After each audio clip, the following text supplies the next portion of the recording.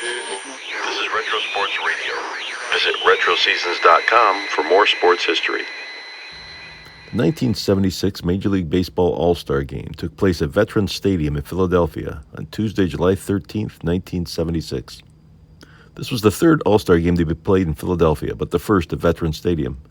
The game was held at Shibe Park in both 1943 and 52. This was the first All-Star Game that featured both O Canada and the Star-Spangled Banner during the pre-game ceremonies.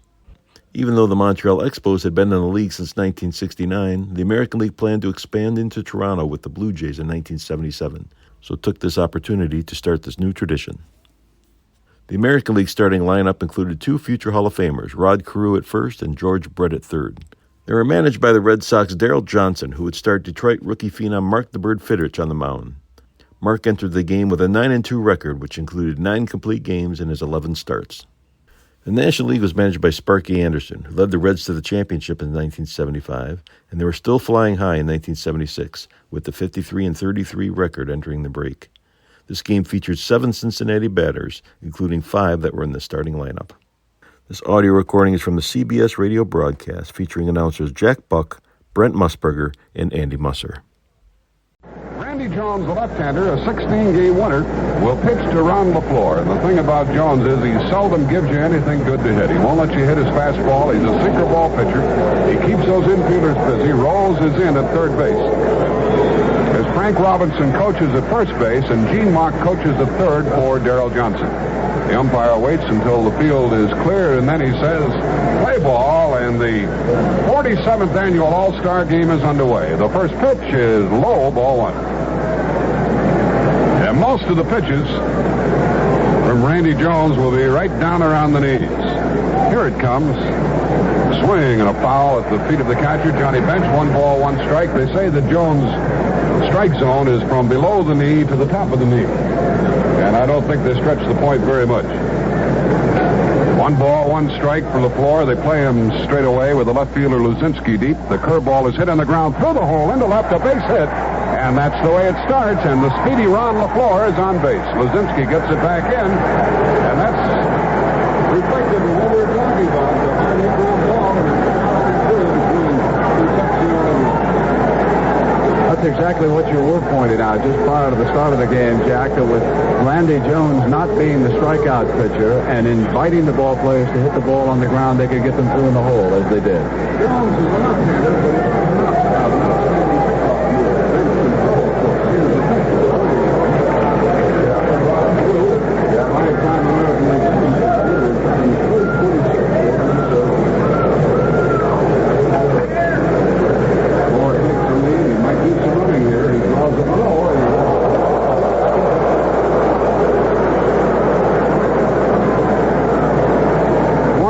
to count on Carew. I think Jones came pretty close to a balk move that time, but nothing was called. A lead by the runner, the pitch to the plate, and the curveball stays inside to even it up. A ball and a strike on Carew. The on-deck hitter is George Brett. And even though the National League is favored, a lot of people like the chances of the American League this year because of the speed and power that they have that they didn't have before. The pitch is up and in. 2 balls and a strike. Bench came up ready to throw. It'll be interesting to see LaFleur with his great speed and Bench with his fine throwing arm match up here.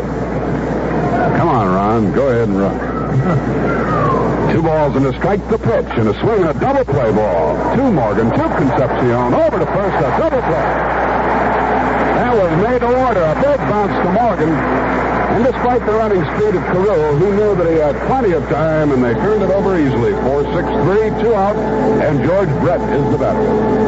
So Jack Buck, Sparky Anderson can start with Morgan and Concepcion, and then late in the game he can switch to the Philadelphia infield. He can have Cash at second and Bo at short, and those are men who have worked together all along. He's not going to lose a thing when he puts in those substitutes, and now with the bases empty. And there again is another of the secrets of Jones pitching. You get on base, and he'll throw that double play ball. Here is ball 1 low to George Brett, who has the most hits this year of any player in either lineup, with a total of 122. The Kansas City infielder is batting .365. Outfield plays into the opposite field. The pitch from Jones is a curveball that misses. It's inside for ball 2. And Jones, as you know, seldom walks anybody, so Brett can look for something to hit right here. But even when he's behind on the count, he won't give in. The pitch is high for a ball. Ball 3. I guess they walk him just to make me look bad. 2 men out. Nobody on base. First inning, the American League batting. Jones pitching to Brett, and it's low, ball 4. He draws the walk. So, the second base runner of the opening inning, and that gives the number 4 hitter, Thurman Munson, a chance to bat. The Yankee catcher is batting .319. Most everybody, Brent, is a threat at the plate to hit the long ball in this ballpark. Well, particularly Thurman Munson, who's having an excellent year with the bat, Jack Buck, even though he was injured in a collision at home plate. Charlie Spikes of the Cleveland Indians charged into him a couple of weeks ago. He had to play some games in the outfield. He's back now behind the plate. I think we'll see the National League try to test his throwing on him. On at first base is George Brett. Jones checks him, brings it into the right-handed batter, Munson. He hits it up the middle, and it's fielded by Concepcion to Morgan for a force out, and the inning is over. And you can tell by the coolness of the infielders that they've been through the heavy fireworks before in that Cincinnati ball club. 1 hit and 1 left for the American League after 1/2 inning, no score. Well, we're anxious to catch the act of Mark Fidrych, the right-hander of the Detroit Tigers, who is affectionately called the Bird. I have never seen him pitch myself, Brent. He spells his name Fidrych. He was born in Worcester, Mass. Lives in Northborough, and he is 9-2 and only the second rookie to ever start an All-Star game. Jack, the first, of course, was Dave Stenhouse of Washington back in 1968. You have not seen Fidrych. You're in for a treat, but what I want to see tonight is whether or not he will go through all of the antics in front of an All-Star game crowd. Will he talk to the baseball as much as he has during the first half of the season? We'll see if he's intimidated by his surroundings. George Brett, the third baseman, is over to talk to the youngster. And the leadoff man is going to be Pete Rose, who possesses 117 base hits already this year. This broadcast is authorized under rights granted by the Major League Baseball, solely for the entertainment of our listening audience. Any publication, rebroadcast, or other use of the description and account of this game without the express written consent of the Commissioner of Baseball is prohibited. Pete Rose of the Cincinnati Reds, the switch hitter, will be up there batting left-handed against Fidrych, the tall right-hander. He's 6'3". His catcher is Thurman Munson. They have Brett at third base for the American League with Toby Harrah at shortstop. The second baseman, Bobby Grich, and Rod Carew at first. Ron LaFleur is in left, Freddie Lynn in center field, and the right fielder is Rusty Staub. John McNamara coaches at third base. He's the manager of the San Diego Padres. And Danny Ozark, the Philadelphia manager, is the first base coach. And the first pitch of the night from Mark Fidrych is on the way. And it stays outside. It's ball 1, according to Harry Wendelstedt, the plate umpire. They play Rose about straight away, and he swings and gets a base hit to center. A line drive single to center. Fred Lynn gets it back in. And Pete Rose is safely on, and I'm sure that the American Leaguers are saying, come on, Mark, hold us in. We've lost enough of these games as of late. 4 in a row they've lost to the National League. Jack, Mark has expended so much energy the last couple of days just talking to media representatives here in Philadelphia. He has entertained everyone at the press conference. He was a nonstop talker for about 30 minutes, and he kept it up for another hour. He could be a very tired young man tonight. Rose takes his lead. Seldom does any running. Steve Garvey is the batter. The Dodger first baseman takes a pitch which sinks low, ball 1. A little more power at the plate now in the person of Garvey. 7 home runs and even 300 batting mark. He was the most valuable player in the All-Star game a couple of years ago. Strong right-handed batter. They play him to pull. The pitch coming, and it's low for a ball. Ball 2. So Fidrych gave up a base hit to Pete Rose, and he's 2 balls, no strikes on Steve Garvey. With Joe Morgan on deck. What a great night for baseball at this time of year in Philadelphia. Garvey hits one into right field. Rusty Staub on the move. Can't get it. Base hit, and it goes to the wall. Staub falls down, and Rose is going to score. Garvey's going to end up at third base. Rose scores standing up. 1-0 National League. Garvey at third. Nobody out.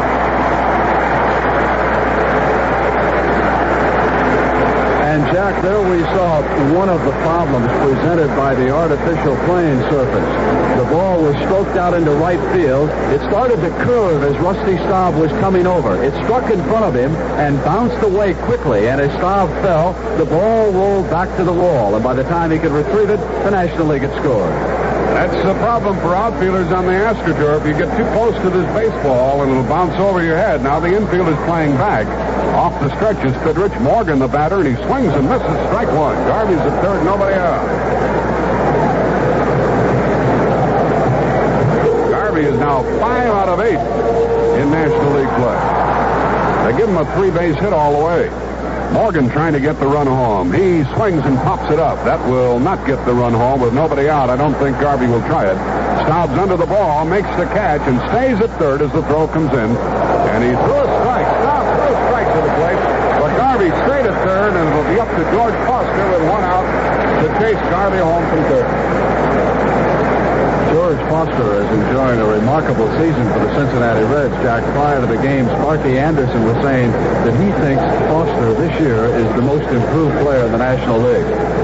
Brother, can he get those runs home? He's driven in 72 this year. He has more runs batted in than any player on the field here tonight. He has belted 17 home runs, and when he hits the ball, it just goes and goes and goes. He's slender, but he's strong. The infield is still back. So a ground ball to anybody with the third baseman or first baseman will get the runner home. Strike one called as Fidrych gets ahead. And he could go for the strikeout here. He needs it. Off the stretch, a check on Garvey. The pitch to Foster, and a ground ball will get the run home. It's hit to the second baseman, Gritch. He's up. He throws 2 out, but it's 2-0 as Garvey trotted home. I was sort of surprised here on the AstroTurf that they played the infielders back as far as they did to allow the run score. And here's a big hand for Greg Lizinski. Lizinski, of course, the only starter in the Philadelphia Phillies lineup, a big favorite. What a team they've got this year, Jack. A 10-game lead here at the All-Star Game break, and the Pirates have played very well. Lizinski on the first one pops it up. It'll be caught. Foul ball. Carew chases it. That will end the first inning, and Rod has it for the out, but the National League has jumped on top. 2 runs, 2 hits, nobody left after 2-0 National League. Campaign 76, the Democratic National Convention at Madison Square Garden in New York. Jack, you know, it's a privilege tonight to have this game carried around the world by the American Forces Radio. We're being listened to by servicemen on either side of the globe, and I know that many of your games, your St. Louis Cardinal broadcasts, have already been carried across the world, and occasionally you hear from servicemen over there. Yes, we do, and we're always pleased to hear from the folks, and we better include the gals in there, Brent, too. I've forgotten. They've changed the Army today. I was surprised, Brent, with the runner on at third and 1 out, that the American League played it as loosely as they did with the second baseman and shortstop, as deep as they were on this fast turf. They seemed to give up that run very, very easily. Had they been playing in, the run would not have scored. They must be expecting an explosion here with the bats. I guess they think they can score runs of their own, and Fred Lynn will lead it off. In the first inning, the American League had a base hit by Ron LaFleur, a double play off the bat of Rod Carew. George Brett drew a walk, and then Munson forced him with a ground ball to shortstop. So it's Fred Lynn, the Rookie of the Year last year in the American League, leading off, and he's up to his old tricks, batting .324. Left-handed batter, first pitch, swing and a miss on the curveball from Randy Jones. And the National Leaguers are up to their old tricks. They're out in front 2-0 after 1. Outfield straight away for Lynn. Jones brings it in. Fastball is hit on the ground foul, and that's strike 2. Garvey gets it back into play. It'll be Lynn, then Toby Harrah, then Rusty Staub. Staub made the mistake in that opening inning of getting a little bit too close to that ball. He thought he could catch it, and when he was unable to do so, it bounced by him for a 3-base hit. A foul by Lynn keeps him at the plate. No balls, 2 strikes. And frequently, when Randy Jones is pitching, you'll look up and you'll see that count. No balls, 2 strikes. And then he'll get you to go for that sinker ball or the bad fastball off the plate.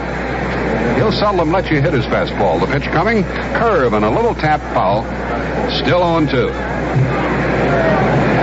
So Several players, Jack, have made derogatory comments about the velocity of Jones' pitches, but I think it is a testament to what you can do with good control and a good sinker ball, and a lot of youngsters who don't have that overpowering fastball should follow his lead. The pitch, a curveball, is popped straight up by Fred Lynn. It's a foul ball back near the stands. Bench has a crack at it near the dugout, and one-handed by Garvey.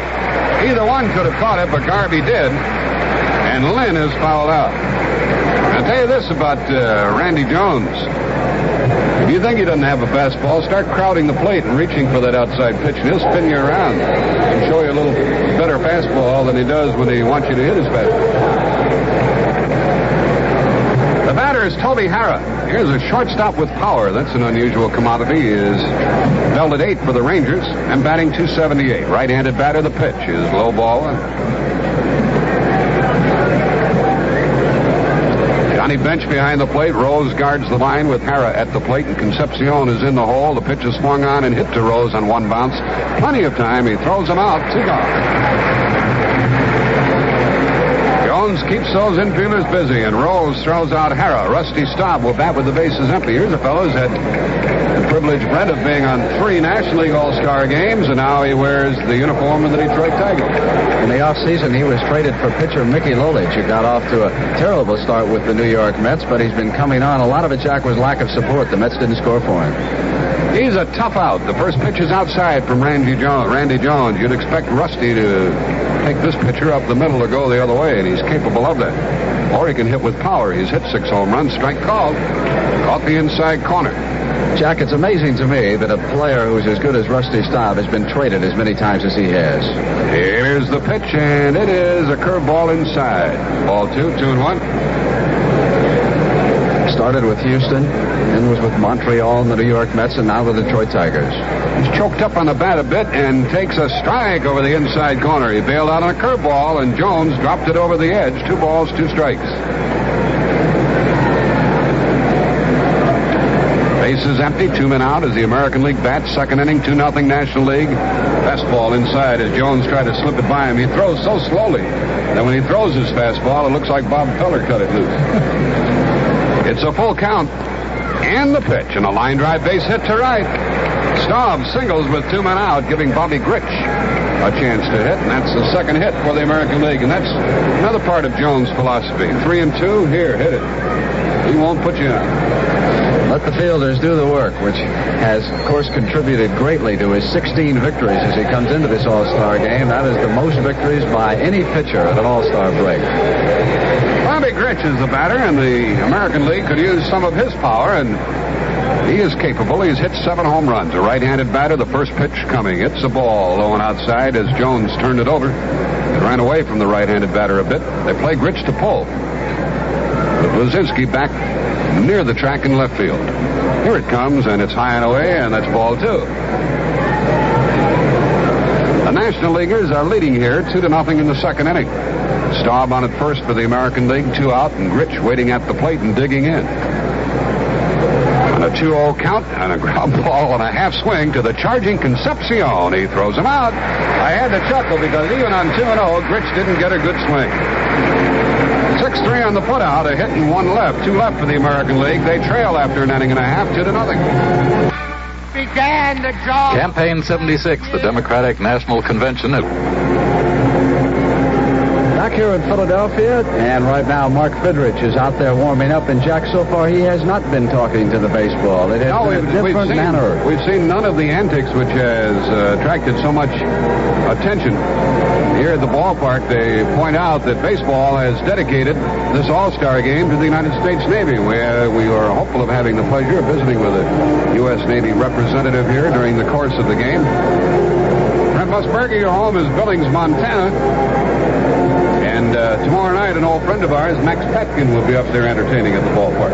He is a great performer. I guess one of the last of the old-time clowns. I remember Price was a performer who used to travel around with a Jeep and catch a lot of fly balls. Price, right? Max, of course, goes out. I think he does a little coaching during the game. He's trying to get Bill Beck to put him on the third base line back in Chicago. He's going to be in Billings tomorrow and Denver on Thursday and El Paso, Texas on the 16th. Johnny Bench leads it off for the National League. National League on top, 2-0. They bat in the home half of the second inning. Bench has belted 9 thus far. First pitch to him from Fidrych is low for a ball. It will be Bench, Kingman, and Concepcion. And, of course, the pitchers will bat. This being a National League ballpark. Here is a strike call as Fidrych got his fastball in there. Does not have an overpowering fastball. He has a good sinker ball, as does Randy Jones. He's a slider pitcher. Swing and a miss. Foul tip into the glove of the catcher, Thurman Munson. 1 ball, 2 strikes. I think Mark was beginning to talk just a little bit more that time. He's loosening up a little bit now. Bench leading off. Takes it low for a ball. 2-2. Fidrych looks at the scoreboard to check the count. Nobody on or out here in the home half of the second. The pitch. Bench corks one in the left, and that's a base hit in front of the left fielder. LaFleur gets it back. Now, I tell you, Bench really hung out a rope. He sure did. Jack, let's pause 10 seconds for station identification. This is the CBS Radio Network. All American Country.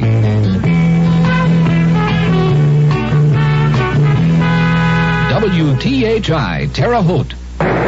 Jack, with Johnny Bench on first base, here's a guy who's a threat to power one out. Dave Kingman. He lets a high foul ball that will be caught by Rod Carew. The first pitch from Fidrych got him out, and there's one gone. Kingman was a threat to make it 4-0 here, but it's still 2-0 as he fouls out, and Concepcion is the batter. Watch John McNamara coaching down at third base to see if we can pick up any of the signs, but looks like they have nothing going. I happen to know the signs. Somebody squealed to me, Brent. That must have been Bake McBride of the Cardinals. No, it wasn't. I won't tell you anyhow. Bench is going, swinging a base hit up the middle. Will send Bench on to third base without a play, and it's first and third with 1 man out. Evidently, I missed the sign. A hit-and-run single by Concepcion. Bench goes to third, and the pitcher, Randy Jones, is due to hit. Sparky Anderson, the manager of the squad, talks to him. And Jones will bat for himself. So now there have been 4 hits by the National Leaguers, 2 in each inning, and Fidrych isn't fooling anybody. It looks like they've been hitting his fastball, Brent. Exactly, Jack. He has not been overpowering here tonight. One other thing about the young man, he's been rushing his pitches more than he normally does. I caught him against the Boston Red Sox one night up in Fenway Park, and then I've seen him work in Tiger Stadium. And when he's at his best, he takes his time. He's more deliberate than he has been here so far.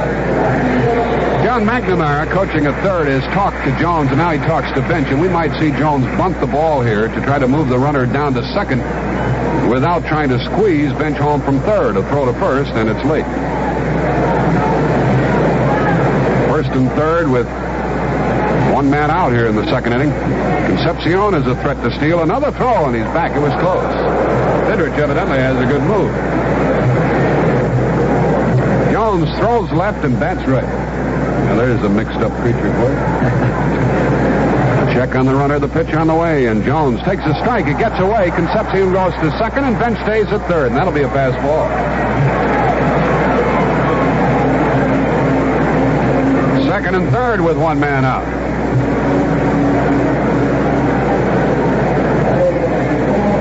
It is a fastball. It popped right out of the glove of the catcher, Thurman Munson. And now the infield is in, and Jones swings and misses. And it's strike 2. Fidrych could go for the strikeout here, wants the strikeout.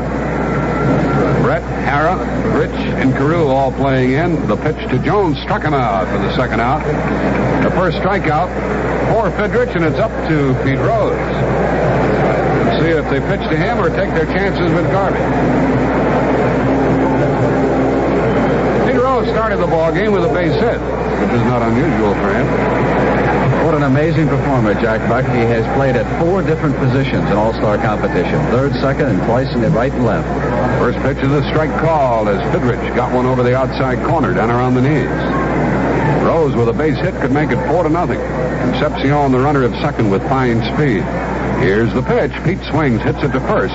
Carew to the pitcher covering. This will be not close, and he's out. The inning is over. Carew to Fidrych, and the inning is over, and the National Leaguers get 2 hits and lead 2. After 2, they lead the American League 2-0.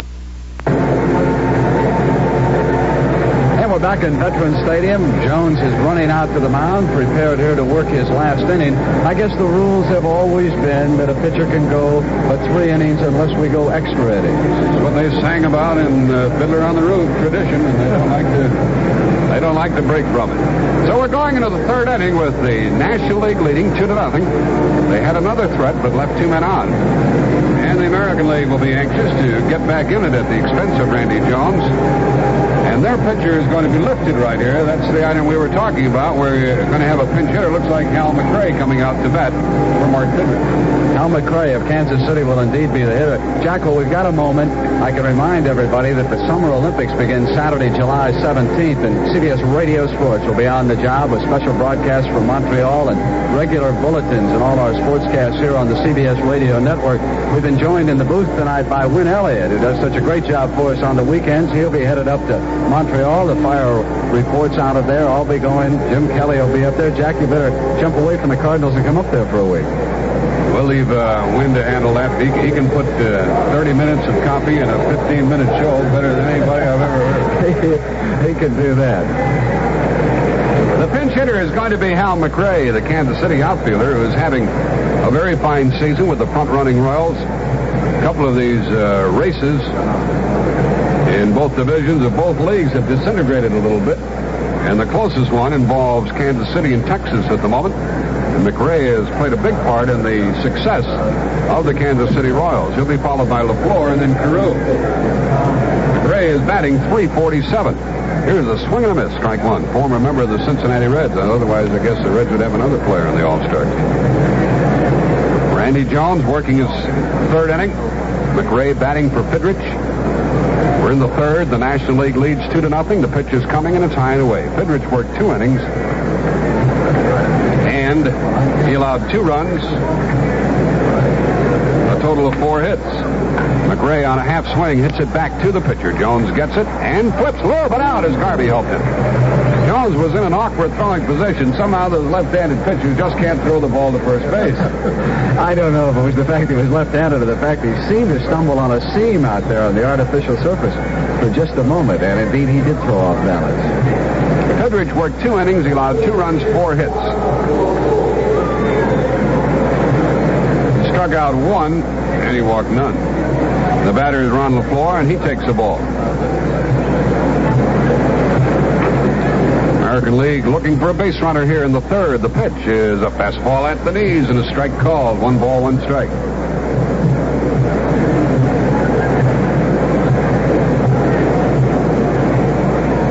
And the pitch. A little tap is foul off to the left. And now Randy Jones is ahead on the count. 1 ball, 2 strikes.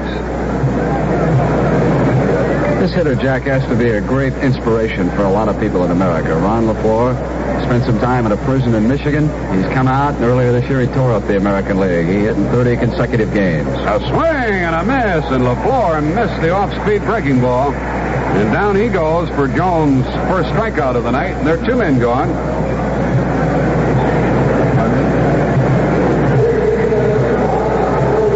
And Rod Carew bats with the bases empty. This Jones works very, very rapidly. Throws a lot of strikes, and he has a lot of fast ball games. There's a breaking ball in there and a called strike 1 to Carew, who grounded into a double play his first time up. Carew, for all of his accomplishments in the game, has done poorly in all-star competition. Breaks the bat and grounds the ball to Morgan. He waits for Jones to cover, and he throws him out, and the inning is over. And Carew was very polite. He could have run over Randy Jones, but he didn't do so. 4-1 on the putout, down in order the American League, and after 2.5, 2-0 National League. Campaign 76, the Democratic National Convention. From Madison. And back here in Philadelphia with the National leading the American by a score of 2-0, Jack Buck, the American League, has turned it over to a millionaire right-hander, Catfish Hunter. Yeah, Catfish Hunter with a record of 10-8. And I guess Randy Jones will take a shower only as a formality. He hardly broke a sweat out there while pitching 3 innings, no runs, 2 hits, struck out 1, walked 1. He's one of the few people who can gain weight while he pitches out there. He works so easily. And by the way, he now has 4 consecutive scoreless innings as an all-star pitcher. And usually when a fellow's having a great year, Randy comes into an all-star game like this and doesn't do so well. But that was not the case with Randy Jones.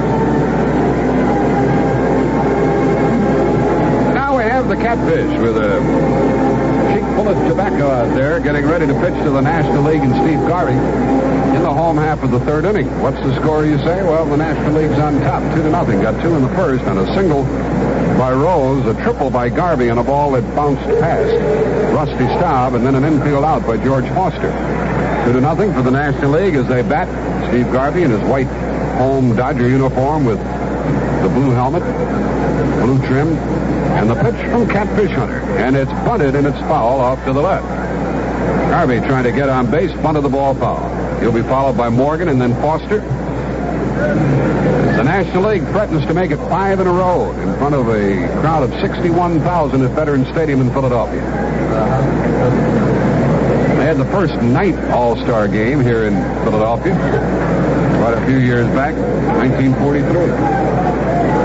Garvey pops it foul, and there's a play for Rod Carew. He's under it and has it, 1 gone. Garvey fouls out, and Morgan comes up. Fly to right his first time. Left-handed hitter. Jack, you were talking about Morgan that night game. .330. And one of the big reasons why the Cincinnati Reds are leading the Dodgers by 6 full games. The pitch from Hunter is high and away, ball 1. We have a Yankee battery now of Hunter and Thurman Munson. High and away to Morgan again. That's ball 2. One of the best batting eyes in the business, Joe Morgan. Jack, you were talking about that night game, the last All-Star game. Of course, here was 1952, rained out after 5.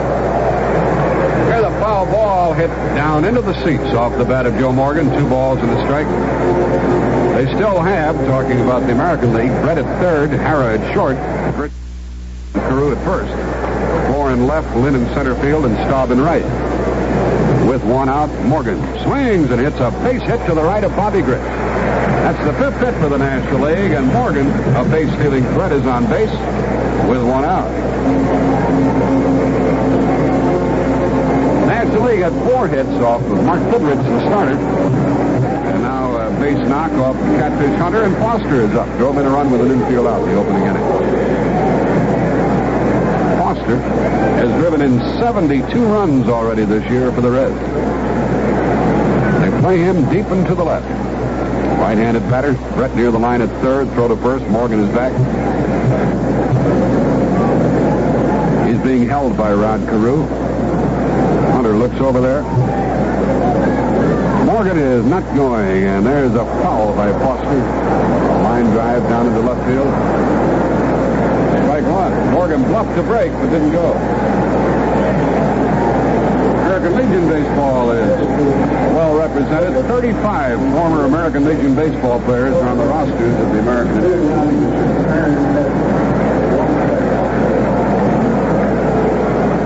Hunter checks Morgan. Not going. And a fly ball to deep left by Foster. Way back. Might go. And goodbye. A home run.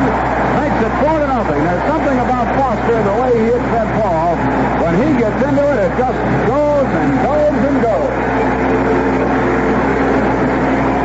That makes it 4-0. And Catfish Hunter is being kicked around. Foster has driven in 3 of the 4 National League runs. He is a very heavy bat, and when he hits that baseball, it just doesn't stop. The batter is Lazinski, who really showed off during batting practice tonight. He must have hit 10 out of here. Here's a high fly ball to short left that will be caught by LaFleur. The Philadelphia crowd got excited, but the catch is made, and there are 2 men out. Lazinski took dead aim, got it up in the air for the second out. Jack, you can do that against Catfish Hunter because, of course, he has marvelous control. He brings the pitch around the plate all the time, so hitters like George Foster can stand in there, and if they get the pitch they want, they can power it out. And with 2 men out, the batter is Johnny Bench. He fouls one away, strike 1, and everybody's pumping on the first one. And in an all-star game like this, it's the truth that these pitchers won't be knocking people down or spinning their hats around. So they can dig in a little more here.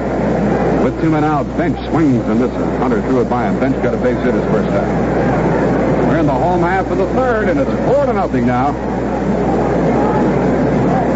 And the pitch. Bench fouls one away to stay alive, 0-2. That home run by George Foster was typical of the home runs you get in this ballpark. There would have been an out in a good many other ballparks, but not here. It carries. Bench with 2 out. Takes the ball in the dirt. 1 ball, 2 strikes.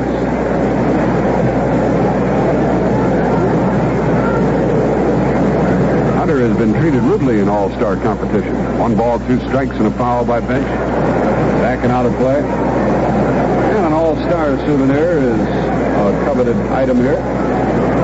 Oh, great weather. Base is empty. Bench strikes out on a low pitch from Catfish Hunter. 2 runs on 2 hits. A home run by Foster after 3. National League 4, American League nothing. And back here in Philadelphia with the National League All-Stars leading the American by a score of 4-0. Tom Seaver has come on now for the National League. Well, if the American Leaguers were complaining that Randy Jones didn't throw the ball hard enough for them to hit it, they'll get all the fastballs they want right now, and maybe a little too much from Seaver. And what about this for a high-powered All-Star battery? Tom Seaver and Johnny Bench. Jack, it was interesting that the crowd here in Philadelphia booed when Bench went out the last time because they think their catcher, Bob Boone, deserves to be the All-Star starter. And I guess they're trying a little early psychological warfare on Bench, who probably will be back here in October in the playoffs, so they want to get under his skin if they can. Listen, there's some fans out in Los Angeles who aren't agreeing with you right Oh, now. I know that. Bob Lemon, who is the honorary captain for the American League, is coaching at first base during this half inning, and Robin Roberts will coach down there during the next half inning, and we go into the top of the 4th with Tom Seaver on the mound and George Brett at the plate, the Kansas City third baseman. Hitting a lusty .365, drew a walk in the opening inning. A left-handed batter, and the pitch to him. Strike call. Brett is one of those people who plays the game with a tank full of enthusiasm, a la Pete Rose and others. How about the first pitch, a blistering fastball, a called strike, and now a breaking ball low, 1-1. Tom Seaver on the mound, 4th inning, 4-0 National League. American League has had 2 hits, but they've left both runners. Got a walk and hit into a double play. Brett leading off, swings and didn't get the fastball. 1-2, a high fastball, and Seaver blew it right by him. It will be Brett, then Munson, and Fred Lynn. And the pitch from Seaver, swing and a high fly ball into right, will be caught by Dave Kingman. Big right fielder is under it and has it for the out. He's not the most graceful outfielder in the world, but he made the catch. 1 gone.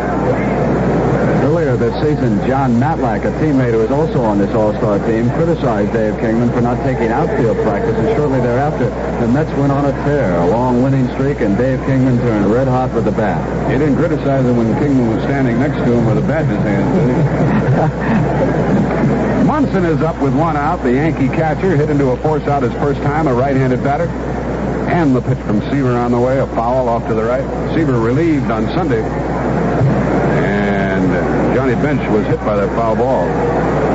Bench was hit by that foul ball, and the trainer comes out to check him up. Boy, he's had a tough year physically. And the Philadelphia fans are on him. I tell you, they could just take a look at the scar on the top of his left shoulder, or the scar across his back from the operation that he had, or some of the aches and ailments which have plagued him. Why, I don't think they'd be doing him like that. Bench was really stunned on the right shoulder by that foul ball. We want boom, the Philadelphia fans here.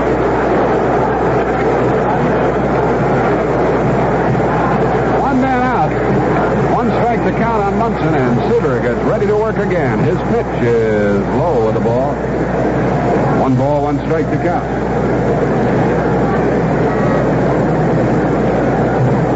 Base is empty for the American League. They trail 4-0 here in the 4th inning. And the pitch on the way. It's low and away, ball 2.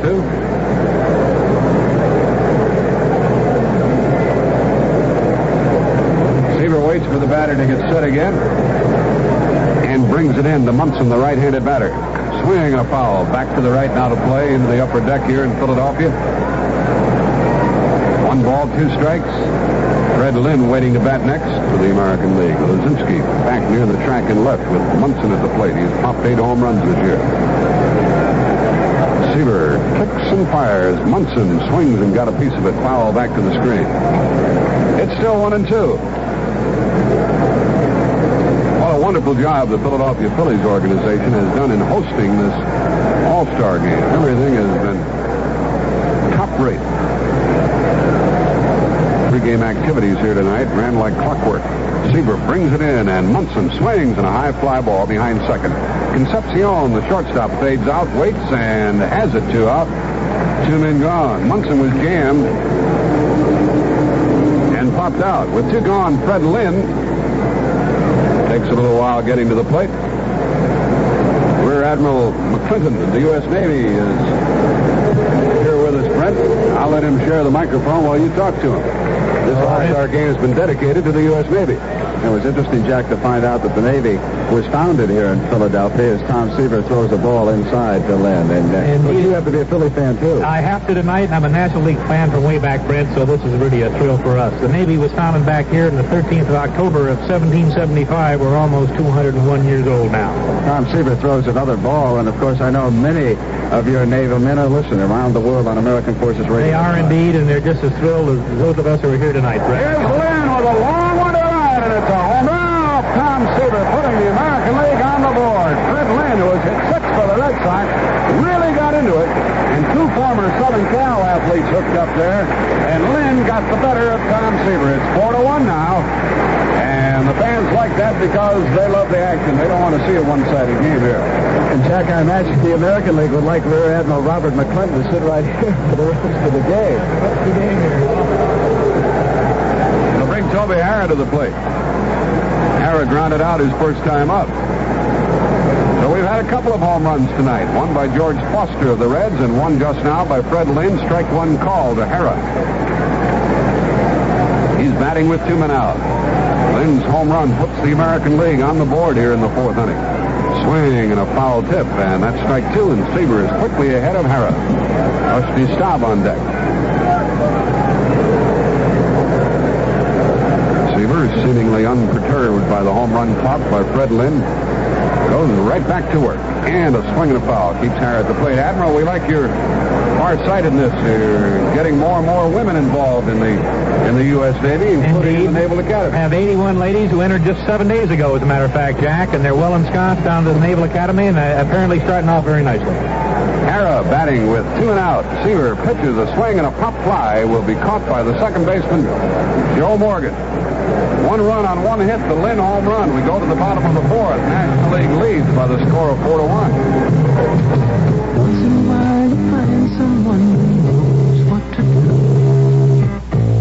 and that's someone you can talk to. Once in a while it's personal service and that special expertise in making the future secure. Your life underwriter, only a phone call away. we all need someone to talk to once in a while.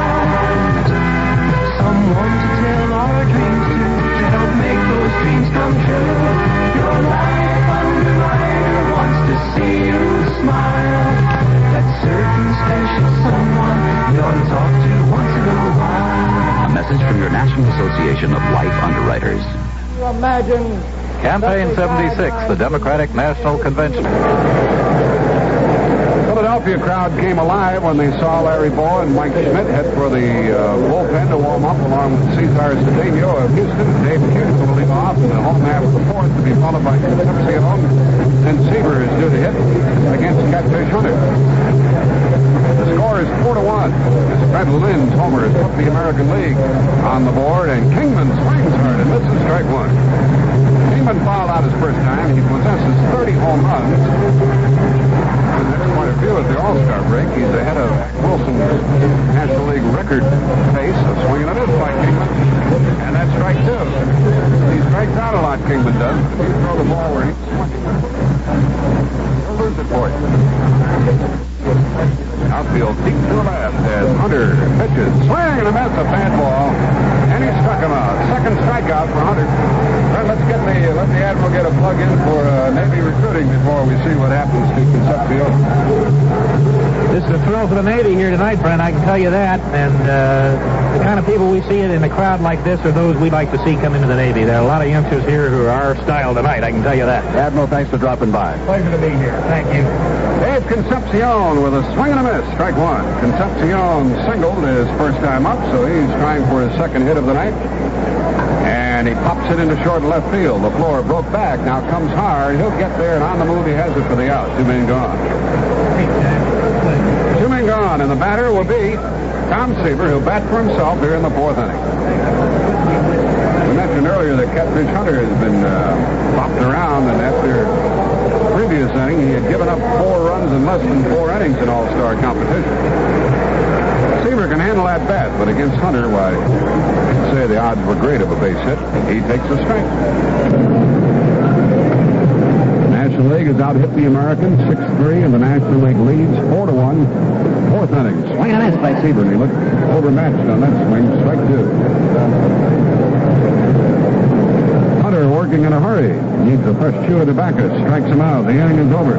3 strikeouts in 2 innings for Hunter. Down in order the National League, and after 4-1, the National League leading. And here's the All-Star Game with the National League leading the American 4-1. Jack Buck. The crowd gave a rosy hand to Bob Boone, the Philadelphia catcher who has replaced Johnny Bench. And out in the outfield, I see a couple of changes. Cesar Cedeno of Houston has gone into center field, and George Foster is switching over to right, which means that Dave Kingman of the New York Mets is coming out, and the new shortstop will be Larry Bow of the Philadelphia Phillies. He will work alongside of Joe Morgan. Pete Rose and Steve Garvey still out there, and of course the pitcher is Tom Seaver, and the left fielder Greg Luzinski of the Phillies.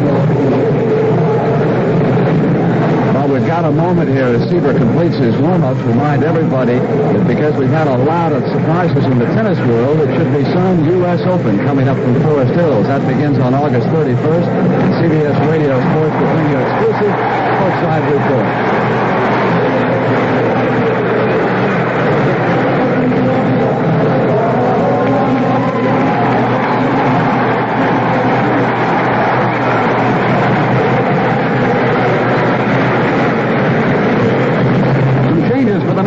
With Seaver on the mound, Bob Boone takes over the catching duties, and he's batting in the number 7 spot, replacing Kingman. They have Boa at shortstop, and he is batting 8th. And Cedeno's playing center field. A swing on this by Rusty Staub to start the 5th inning of this game. George Foster has moved from center field to right, and Cedeno of Houston has taken over in center. Staub singled his first time, hits it foul now for strike 2 against his former teammate Tom Seaver. Paid attendance here tonight is 63,974, the 3rd largest All-Star crowd ever, exceeded only in Cleveland in the years 1935 and 1954. Staub takes it high and away. Record receipt of $772,000 taken in this All-Star game in Philly. Staub with a swing and a foul right over our head. Keeps the count 1-2. I mean, right over my head, too. Not over your head, Fred, but mine. You need a souvenir, don't you? Tell them to hit it toward you. Take it over one of the children. Staub leading off with a base hit against Seaver here in the 5th inning. And the American League, trailing by the score of 4-1, puts its leadoff man on for the 2nd time in the game. You might see quite a few American League pitchers here tonight, particularly if they go for a pinch hitter in this inning. And the American League does have a pitcher warming up right now.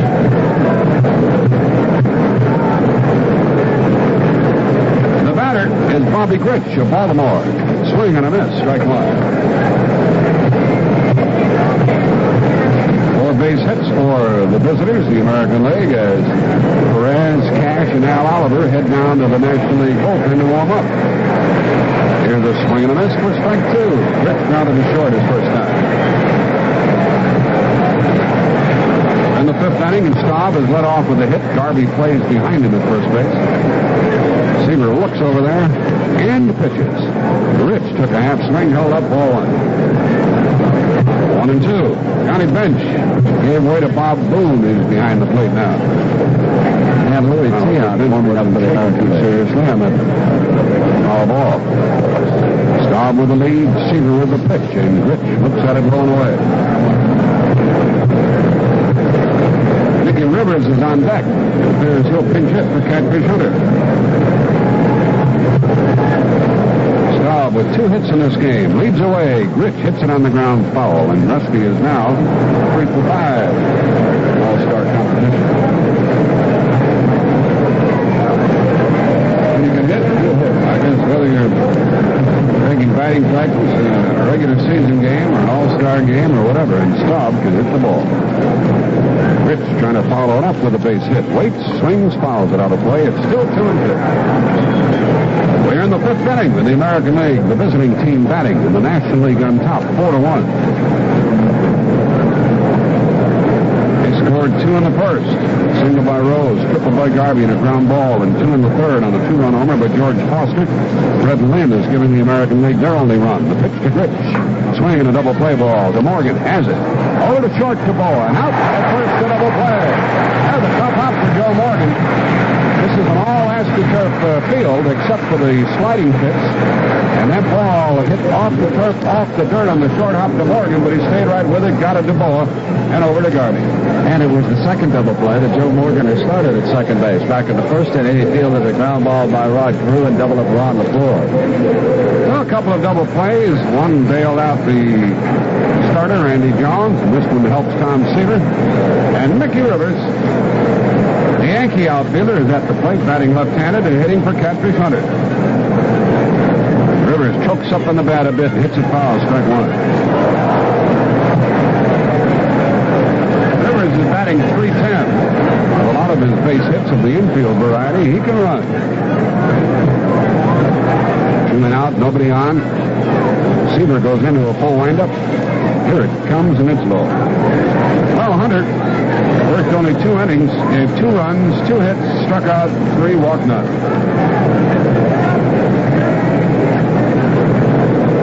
Rivers with 2 out takes a strike from Seaver, looks at the umpire, doesn't believe it. 1-2.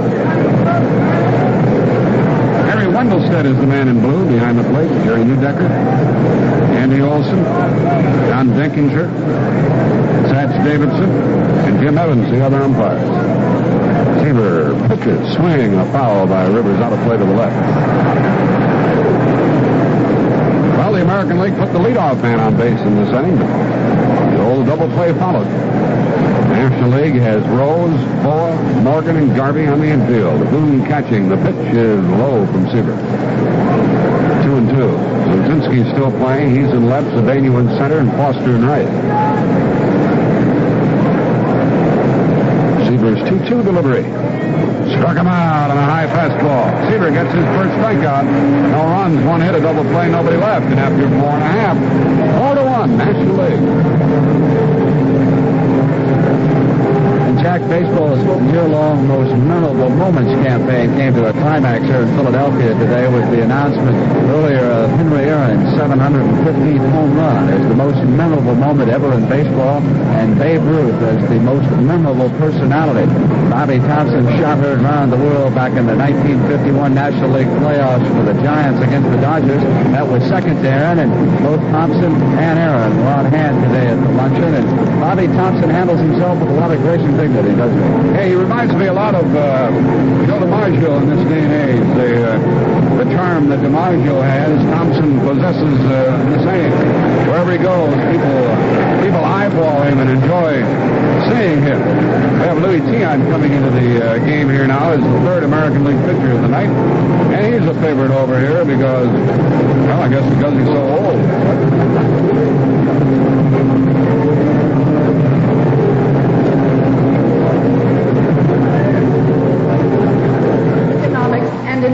Campaign 76, the Democratic National Convention at New York City's Madison Square Garden. I'm George Furman, CBS News, reporting on the CBS Radio Network. And just minutes ago, a moment of supreme, if wholly understated drama. The band played briefly while a ramp was placed in the rostrum, and then Governor George Wallace of Alabama took the rostrum to speak out against government red tape. Discarding his glasses after a moment, he warmed to one of his favorite themes, bureaucrats and their briefcases, which he said ought all to be thrown in the Potomac, the briefcases, presumably. And then cheers, warm but very brief, for Governor George Wallace, and a smiling wave from the governor and a kiss from his wife. It was George Wallace's farewell, from all appearances, from the stage of presidential politics. And the convention moved on to the next part of the platform, now being presented by Bess Meyerson of New York City. That's it for the moment from the Democratic National Committee. I'm George Herman, CBS News. Jack, back here in Philadelphia's Veterans Stadium, we see quite a few changes for the American League. Louis Tiant is out there on the mound. It will be an all-Boston battery. His teammate Carlton Fisk has joined him. At shortstop, Mark Belanger of Baltimore. In the outfield, Carl Yastrzemski has gone out there to play now, and Mickey Rivers has moved into right field. Lynn will stay in center. Well, we'll find out how they're batting for you folks as Luis Tiant takes over as the third American League pitcher of the night. And I'm sure that the Latin American fans of American baseball get a kick out of the fact that Louis is into the game. This contest is being broadcast to Puerto Rico and the Dominican Republic and Venezuela. And as we mentioned here on CBS and around the world, on the American Forces Radio. Tiant takes his warm-up process. No scores of other games to give tonight, Brent, as baseball has come to a standstill, except for this All-Star Game. All of the eyes of the baseball world are on Veterans Stadium, Philadelphia. Pete Rose leads off against Tiant, against whom he batted in the World Series last year. Louis spins, pitches, and a swing and a miss by Rose. Pete's 1 for 2 tonight, got a base hit in the opening inning, then grounded out. National League is on top, 4-1. We're in the home half of the 5th inning. Tiant's next one is a curveball drilled into right center for a base hit, and it might get in between. It does. It goes to the wall, and Rose is going to get 2. He's going to try for 3. They've got a chance at him. Hit first, safe at third. Pete Rose with a leadoff triple beats Louis Tiant here in the 5th inning, and you knew he was going to try for 3, Brent. What a remarkable performer Pete Rose is. In a game that doesn't mean a thing, that head-first dive into third base. Here is Rose in an exhibition, and who will ever forget back in 1971 down in Cincinnati when he barreled into Ray Fosse and he broke Fosse's collarbone with the winning run in that All-Star game. He sent Rose to Canada to compete in the diving competition up there. Head first slide into third. The infield is in. The batter is Garvey, who could increase the National League lead. Tiant's pitch is a ball outside. Garvey is 1 for 2, a 3-base hit and a run batted in. They select the most valuable player in this game, and George Foster has a leg up on that trophy with 3 RBIs tonight. Garvey waiting. The pitch is a strike called with a breaking ball. Rose at third, nobody out. And he'll make sure that the ball is beyond the infielders before he breaks for home on a ground ball. The right fielder, Mickey Rivers, is playing in a bit. The other outfielders deep and around to the left with Yastrzemski in left and Lynn in center. Garvey is jammed by a pitch, ball 2, 2-1. So we have Yaz in left, Lynn still in center, Rivers in right. Still Brett at third, but Belanger is at short. Rich at second base. Carew at first. Carlton Fisk is catching. The pitch to Garvey with a runner at third. A swing and a miss. 2-2.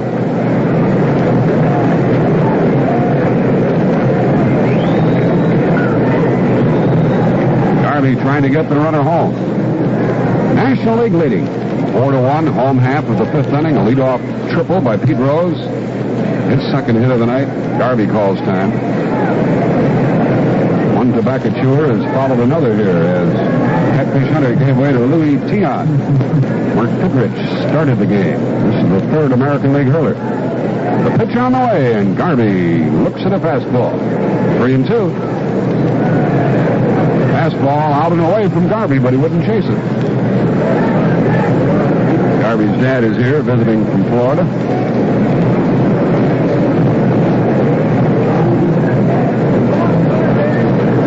By Rose. And the pitch. Swing and a ground ball to third. Fair ball fielded by Brett. He throws out at first as Carew scooped it out of the dirt, and Rose stayed at third. Jack, there were 2 nice fielding plays. George Brett down at third base, picking that up on the short bounce, and then Rod Carew over at first base with that scoop. There's a heck of a play by both as Brett had to battle with Pete Rose for fielding room down there. And he took a swipe at Rose, tried to tag him to the ball, just missed him. Rose got back to third. And it's up to Morgan to get Pete home from third with 1 man out. Morgan is flied to right and single. The infield's still in. The first one from Tiant, and Morgan swings and pops it up. That'll be the second out. Second baseman Bobby Grich has it 2 gone, and it's smack up that George Foster has already driven in 3 of the 4 National League runs. Well, that's not like Joe Morgan failed to get that runner home from third. That's twice now that Joe Morgan has failed to produce a runner from third base. Steve Garvey had the hole back in the first inning after tripling. Joe Morgan flied out to right field. Morgan got the game-winning hit in the World Series against Tiant, but Tiant got him this time. And, of course, he received 3 million votes. He was the most popular of the All-Stars, Joe Morgan of Cincinnati. Infield drops back now. Rose at third, 2 out. Foster the batter. George takes a swag. A good fastball call over the inside corner. Foster drove in a run with an infield out in the first and popped the 2-run homer in the third inning. Dion wants to get him out and keep the American League in the game. Foster wants to pop another and widen the margin. Take some of the drama out of this contest. A full windup by Louis. His pitch is high, and Carlton Fisk had to reach for that one. 1 ball, 1 strike. Now this game is dominated by Boston players with a battery of Tiant and Fisk. There's Trumsky and Lynn in the outfield, so 4 of the 9 are wearing the Red Sox uniform. 1 ball, 1 strike. George Foster waits and takes outside ball 2. And speaking of Boston, what's sad news this week of the death of Tom Yawkey. What a marvelous man he was, the millionaire owner of the Boston Red Sox, one of the true sportsmen who stayed in baseball through the years, loved his Boston Red Sox. Foster trying to get Rose home from third with 2 men out. The pitch from Luis Tiant, and a swing and a foul on a curveball, 2-2. A leadoff triple by Rose, but he's still there with 2 out.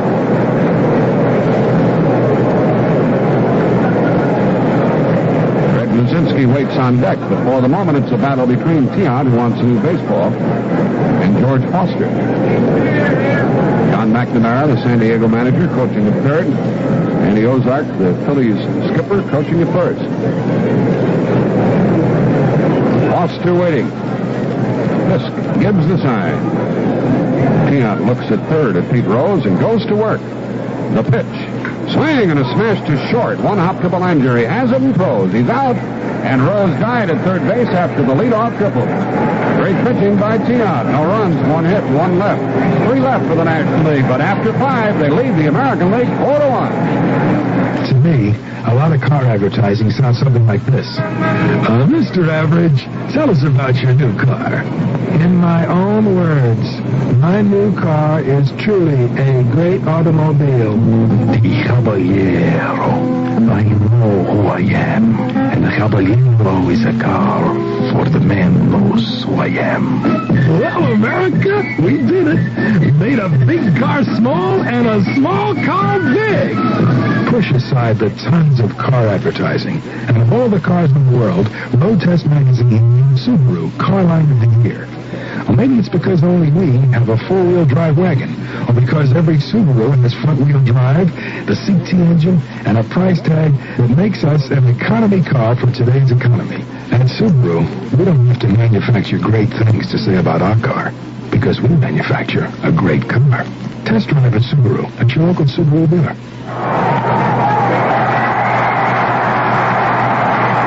At home or on the road, it's always a thrill to see that ball sail right out of the park. I'm Mike Schmidt of the Phillies, and I'm here to tell you how to drive in the winning run for your future in the Navy. Great training, a challenging job, travel, and some real adventure. That's the Navy lineup of opportunity. So get your high school diploma and join the Navy team. For more information, call your Navy recruiter toll-free at 800-841-8000. Nice gesture right now by Sparky Anderson, the manager of the National League, Jack. He has all 5 members of the Philadelphia Phillies on the field as Dave Cash has come on to play second base, and Mike Schmidt will be at third. Luzinski at first, stays in left. Boyd, shortstop. Boone is the catcher. The new pitcher for the National League is going to be the Count, John Montefusco, out of San Francisco. And out in right field, Al Oliver, the Pittsburgh Pirates, who right now is leading the National League in hitting. And the first baseman is Sparky Anderson's Tony Perez. We're in the 6th inning. It is 4-1, and the National League has dominated this game from beginning to end.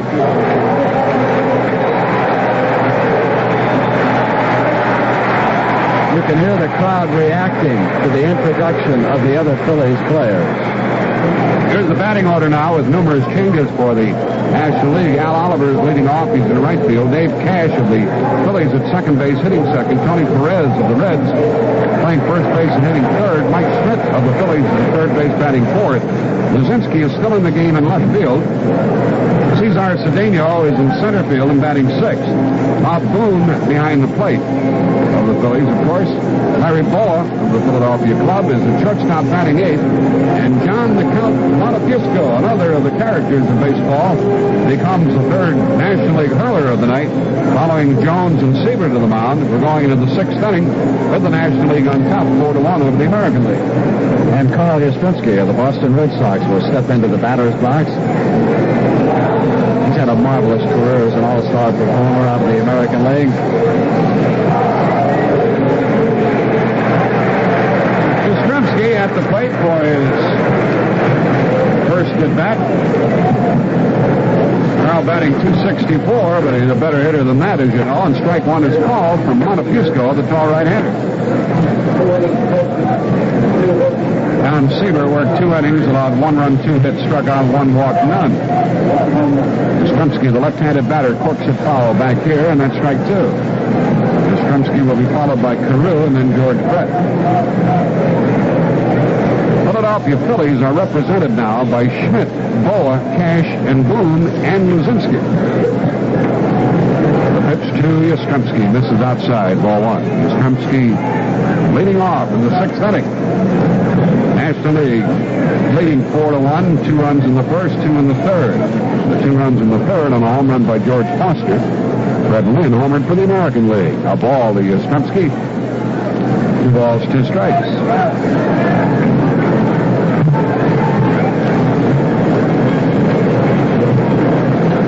Nobody on or out. The pitch. Montefusco pitches. Yastrzemski hits it high in the air behind third. Fair ball. Oh, out. Shortstop has it. Fair ball. Good play. He covered some ground and hauled it in.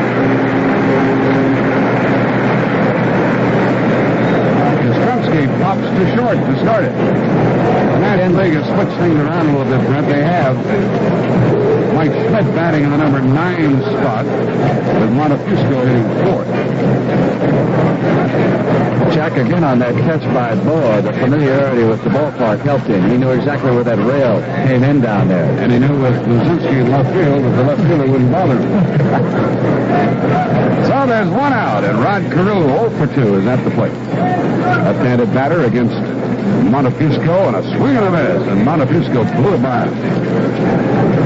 Carew is a distinctive character. Boy, can he hit. 5 American League batting titles. Pitch goes low. Here you think about him. The size of his forearms is greater than the size of his biceps. That's where his hitting strength comes from. He takes it low for ball, and he can bunt. Perez is cheating in a step. Cash is rather deep at second. American League needs some runners here. A couple of double plays have thwarted them tonight. The pitch goes low inside. 3-1. Schmidt is in even with the base at third base to guard against the bunt. Carew the batter with George Brett on deck. The pitch is low, and Carew draws a walk. Well, many a rally has been started with a base on ball. So let's see what happens with Brett coming up. He has walked, and he's 0 for 1. We're at Veterans Stadium in Philadelphia. Andy Musser alongside. He'll be conducting the post-game show here on CBS Radio. Brent Musburger, the other microphone. I'm Jack Buck, and we've had some action. Carew takes a good-sized lead. The pitch on the way. Brett swings, and a long one to very deep center field. Cedeno's going to get it. Way back near the track, he has it. And Carew returns to first. Brett hit it to the deepest part of the ballpark. High and out, and 2 men gone. So it's smack up to Carlton Fisk, who's at the plate for his first time this evening. Fisk, who hit one of the most dramatic home runs in the history of baseball during the World Series last year. Batting .255, has 9 home runs. Carew, who walked earlier, is at first with 2 out. We're in the 6th inning now, a throw to first, and a late tag by Perez.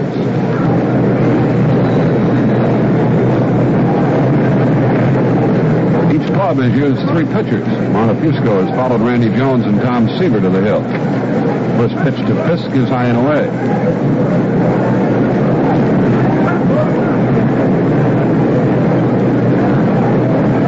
In time called as the plate umpire, Harry Wendelstedt, sends a new ball to the mound. And another Cincinnati player. Ken Griffey is sufficiently warm. He comes in from the bullpen to the dugout. Will soon enter the lineup, evidently. Fisk with a swing and a miss. 1 ball, 1 strike. This Montefusco is about as confident a guy as you'll ever encounter in baseball. And cocky might be a better word than confident, but he backs it up. He can pitch. Took him a long time to get signed. He had to beg to be signed by professional baseball. Carew is running. The pitch is low, and Boone cannot make a throw. So Carew steals the base with 2 men out. Stolen base for Rod Carew. Now Yastrzemski can change his hitting tactics with 2 men out. Count has gone to 2 balls and a strike to the Boston catcher. Schmidt deep behind the base at third. Boa playing a deep short. Here's the pitch and a high pop foul behind the plate. Boone has the play. Should end the inning. He has it. The inning is over. Fisk leaves the runner stranded. No runs, no hits, a walk, 1 left. There have been 3 left for the American League. They've hit into 2 double plays. Middle of the 6th inning, National League leading 4-1.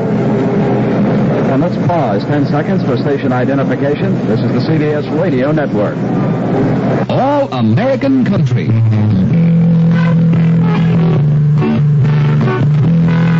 WTHI, Terre Haute. I came home one day, my wife says, remember when your turtle likes the car? It still looks great. That hard shell stood up to everything. I said, terrific. But how'd the car get in the dining room? She says, easy. I took a left when I came out of the kitchen.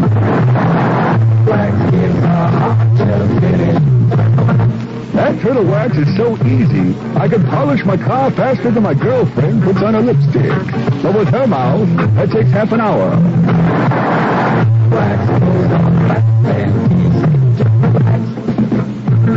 That turtle wax shine is so much like a mirror, somebody could save their 5 o'clock shadow with reflection. As a matter of fact, ladies and gentlemen, Steve Garvey, I remember.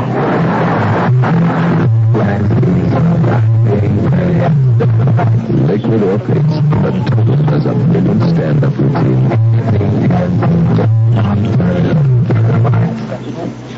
Campaign 76, the Democratic National Convention. George Herman reporting on the CBS Radio Network, and they're about halfway through the platform, and apparently will work late tonight, perhaps to midnight. Bill Ezekiel, former Massachusetts head of the Jackson for President movement, confirmed to correspondent Sharon Lovejoy tonight that a Carter aide, Mark Zwicker, had threatened some Massachusetts delegates if they didn't go along with Carter tomorrow night. They did say that if we did not want to go along with Carter, that we would be blacklisted, and that Governor Carter already did not like Massachusetts, and this could even further that division. Ezekiel told CBS News he's asked for an apology from the Carter people, not from Carter himself, but perhaps from campaign manager Hamilton Jordan. They haven't been able to get any reaction from the Carter people yet. Meanwhile, the platform goes on. That's it at the Democratic National Convention for now. I'm George Herman, CBS News. And here at CBS Radio, we're keeping you up to date with the All-Star action as well as the Democratic Convention. Jack, you've got a couple of changes out there defensively. Only a couple in this half inning. A new third baseman, Don Money. A new second baseman, Phil Garner. Money of Milwaukee, Garner of Oakland. Luzinski leads off against Tiant. Strike 1 called at the knees. We're in the bottom of the 6th inning. The National League is a home club, and they're leading 4-1. Luzinski leads it off here. And takes the ball inside.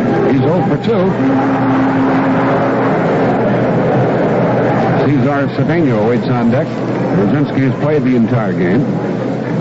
And takes the low and away. Ball 2. Brzezinski is well up in the batter's box. Feet rather close together. A short stroke, but he packs a wallet. Nobody on or out the pitch from Luis Tiant. A swing and a high pop fly behind first. Near the foul line, might drop fair, goes foul, and caught by Carew. Rod Carew ran a mile for that one and made a dandy play to retire Greg Luzinski, who's 0 for 3. Jack Phil Garner, the new second baseman, was over there, and of course he was added to the team because of an injury to the Yankees' Willie Randolph. And Garner on that particular play was playing Lazinski to pull, and he couldn't get there, but Carew made the catch, 1 out. Now scoring off Tiant thus far, 2 runs charged to the starter, Fidrych, and 2 to Catfish Hunter. Cesar Cedeno hitting for the first time tonight. And the fellow can do it all. I suppose you could say that about every member of both All-Star teams. Cedeno, a right-handed batter against Tiant, swings and misses, strike 1. Cedeno from the Dominican Republic, Luis Tiant, a native Cuban. They play Cedeno to pull the ball. He's batting .297, and he has been torrid lately. Swing and a miss at a bad ball high, strike 2.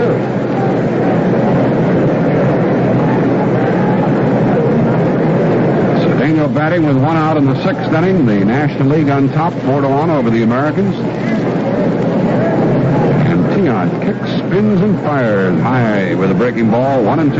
Tiant comes at you from every conceivable angle. Spins and kicks and flails his glove around, and finally out comes the baseball. Now to Cedeno. High with a fastball, 2-2. Jack, it's amazing that Louis Tiant can pick up his target the way he turns his back on the catcher. So many of those pitchers just concentrate all the time on that mitt. I guess he could do it with his eyes closed. He's been around so long now. Cedeno calls time. Now back in and waiting. Batting with 1 out, nobody on base. Here it comes. He looked at it low. And a full count of 3-2. And they don't want Cedeno on base because he can run.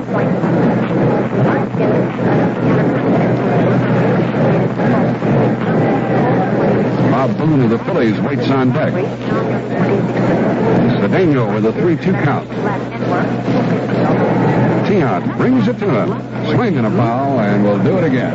The National League has out-hit the American League 7-4. The National League leading 4-1. George Foster of the Reds has driven in 3 of the runs for the leaders. Steve Garvey plated the other. Tiant to Cedeno once more. Swing and a miss. He struck him out. Down on strikes goes Cedeno, and that's 5 in a row retired by the Boston right-hander. And here's a big hand for Bob Boone. Philadelphia catcher, son of Ray Boone, former American League infielder. And Boone, what a year he's having, batting .309. He has driven in 40 runs. Drove in only 20 runs all of last season. So he has found himself a fine defensive catcher also. Swing and a high pop fly will end the inning. Who wants it? The shortstop Belanger. Down in order goes the National League. 1, 2, 3, and after 6, National League 4, American League 1. The American League's offense is still up. That would be Lynn, who hit that line drive home run into right field. It is 4-1 with the National League ahead. And Jackie pointed out that Ken Griffey had been warming up down in right field. He has come in to play right field now with Al Oliver switching over to left. So one of the 5 Phillies has come out. That would be Greg Lazinski. Lazinski was 0 for 3 while he was in there, and he has left after playing the first 6 innings. We're going into the 7th inning with Montefusco on the mound for the National League club. Bob Boone catching, Smith at third, Boa at short, Cash at second. First baseman is Tony Perez. Al Oliver in left, Cedeno in center, and Griffey in right. Looks like we'll have a pinch hitter in this inning. Fred Lynn will lead it off, and then Belanger and Tiant is due to bat third. So the American League bullpen is busy once again. Because Jack, CBS Radio Sports is pleased to be here in Philadelphia covering this All-Star Game. And then later this fall, we look ahead to the League Championship playoffs and the World Series. They'll all be broadcast on radio exclusively over the CBS network. This is the start of a 4-year contract with CBS Radio and professional baseball. CBS Radio will be broadcasting the All-Star Game, the playoffs, and the World Series. We hope you're enjoying our broadcast this evening. Red Musburger, Andy Musser, and Jack Buck from Veterans Stadium, Philadelphia. And John McCount Montefusco will take on the Rookie of the Year from last year in the American League, Fred Lynn. First pitch to the left-handed batter, foul into the seat, strike 1. Lynn has has given the American League their only marker. After fouling out in the second, he pounded a home run in the fourth inning. They've had 2 home runs tonight, one by Lynn, one by George Foster of the Reds in the National League.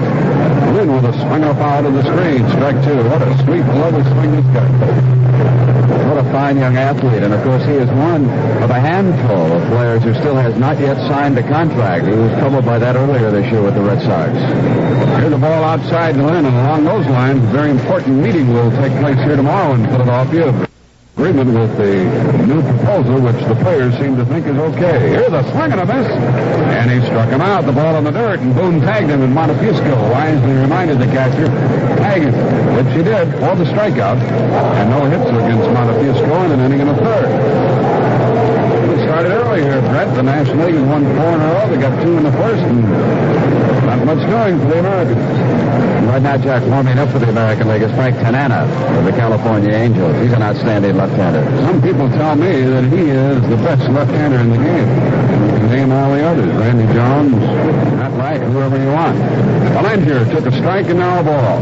Mark Belanger of the Orioles batting for the first time this evening, a right-handed hitter. They play him straight away. We're in the 7th inning in the American League, cannot generate any offense. Breaking ball, he bailed out, but it went low.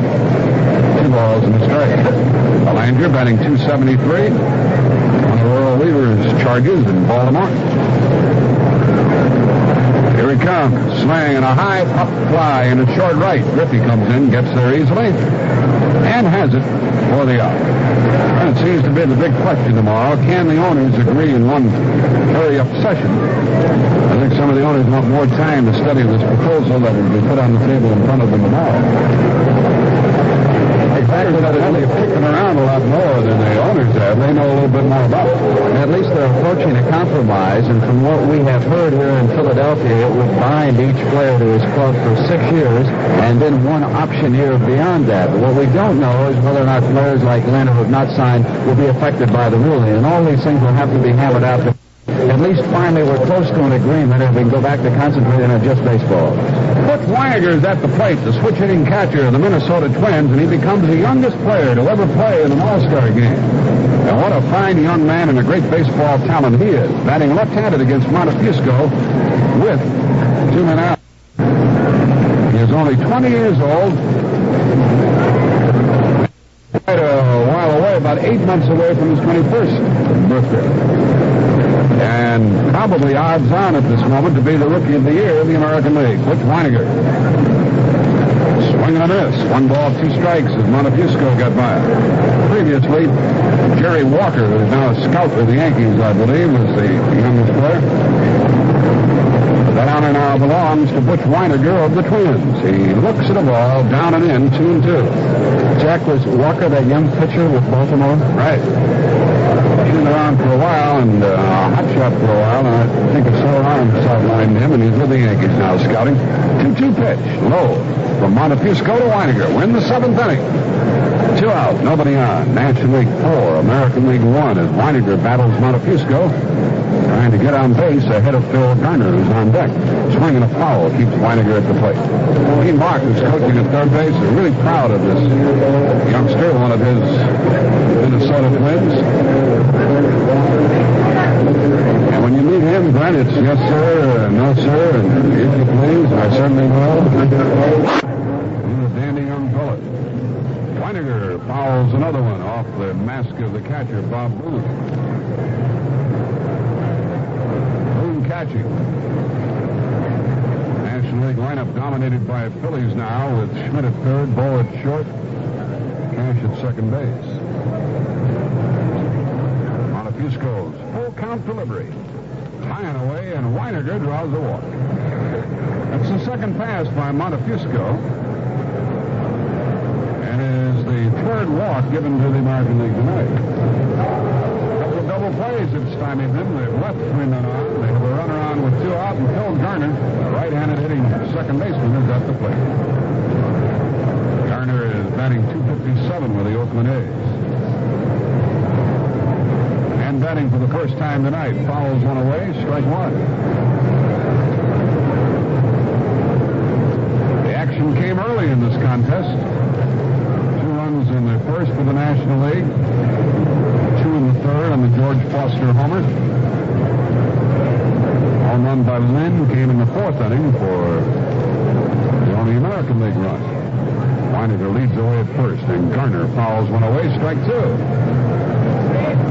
Heading on deck to bat next is Mickey Rivers. Jack, Rick Rhoden is now warming up for the National League. He's a Los Angeles Dodger pitcher.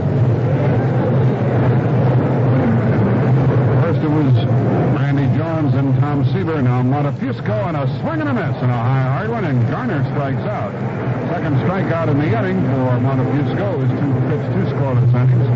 Walking one left, four stranded for the Americans. And seventh inning stretch time. National League 4, American League 1. To me, a lot of car advertising sounds something like this. Mr. Average, tell us about your new car. In my own words, my new car is truly a great automobile. The Caballero. I know who I am. And the Caballero is a car for the man who knows who I am. Well, America, we did it. Made a big car small and a small car big. Push aside the tons of car advertising, and of all the cars in the world, Road Test magazine named Subaru car line of the year. Or maybe it's because only we have a four-wheel drive wagon, or because every Subaru has front-wheel drive, the CT engine, and a price tag makes us an economy car from today's economy. And at Subaru, we don't have to manufacture great things to say about our car, because we manufacture a great car. Test drive at Subaru at your local Subaru dealer. 26, Campaign 76, the Democratic National Convention. I'm George Herman, reporting on the CBS Radio Network. That question of whether a Carter worker, Mark Zwicker, tried to lean on dissidents in the Massachusetts delegation and threatened them with some kind of blacklisting has drawn a reaction from the Carter people at last, and CBS's Sharon Lovejoy reports. I talked with Jody Powell, Carter's press secretary, just a few minutes ago. He said the remark was made by a student who jokingly said, "You people better straighten up or you're going to be on Hamilton Jordan's blacklist." Powell said that the Carter staff regrets the remark was taken seriously and has extended an apology. Pretty much what old-timers here were betting, Sharon. Carter has it too safely in the bag to invite trouble with any kind of strong-arm tactics at this point. 11 more platform presenters to go on the floor, and the convention may disprove Chairman Robert Strauss's prediction that we'd be out of here before midnight every night. That's it at the Democratic National Convention for now. George Herman, CBS News. And back in Philadelphia, we're coming into the bottom half of the seventh inning of this All-Star Game with the National League leading the American 4-1. Jack Buck already has praised Frank Tanana, and now we're going to get a chance to see him work. And Jack, out at shortstop is a remarkable story. Freddie Patek, only 5'4", the smallest man ever to play in an All-Star Game. That's one of the great things about baseball. You don't have to be great, big, huge just to play this game. You don't have to be anything but talented. And he can do a lot of things. He's a strong little fellow. He'll fool you when you look at him. He gave out one of the favorite quotes of all time, I think, when they asked him how it felt to be the shortest man in the big leagues. He said it's better than being the shortest man in the minor leagues. And Patek has taken over at short, batting sixth, and Frank Tanana, a talented left-hander, follows Luis Tiant to the mound. Louis gave up only one hit, no runs in 2 innings, struck out 1 walk, none. And Frank Tanana, the California left-hander, comes into the game to pitch to the National League in the bottom of the seventh. It's been a while since we've had any action. And Larry Boa, in his first at-bat, will try to get something going. He'll be followed by Mike Schmidt. And then Al Don Money at third base, Freddie Patek at short for the American League, Bill Garner at second base, and Rod Carew, who's played all the way at first. Carlton Fisk behind the plate with Frank Tanana on the mound. And Strumsky in left, Lynn in center, and the right fielder is Mickey Rivers. And Larry Boa will lead it off.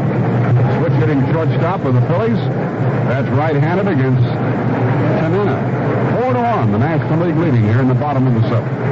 Not much action lately. Here's the pitch fouled away. It seemed when Pete Rose led off with a 3-base hit in the fifth and failed to score, that might pick up things for the American League, but they didn't cash in on the psychological lift. one to Boa.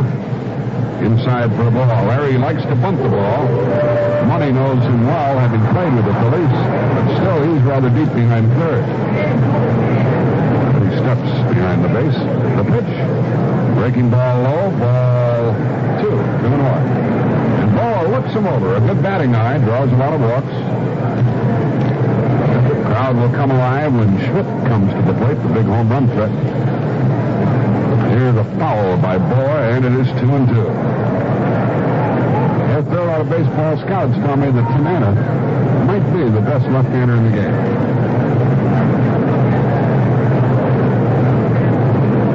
Boa leading off here in the home half of the 7th inning. 4-1 National League. The pitch, curve in the dirt. Ball 3, 3-2.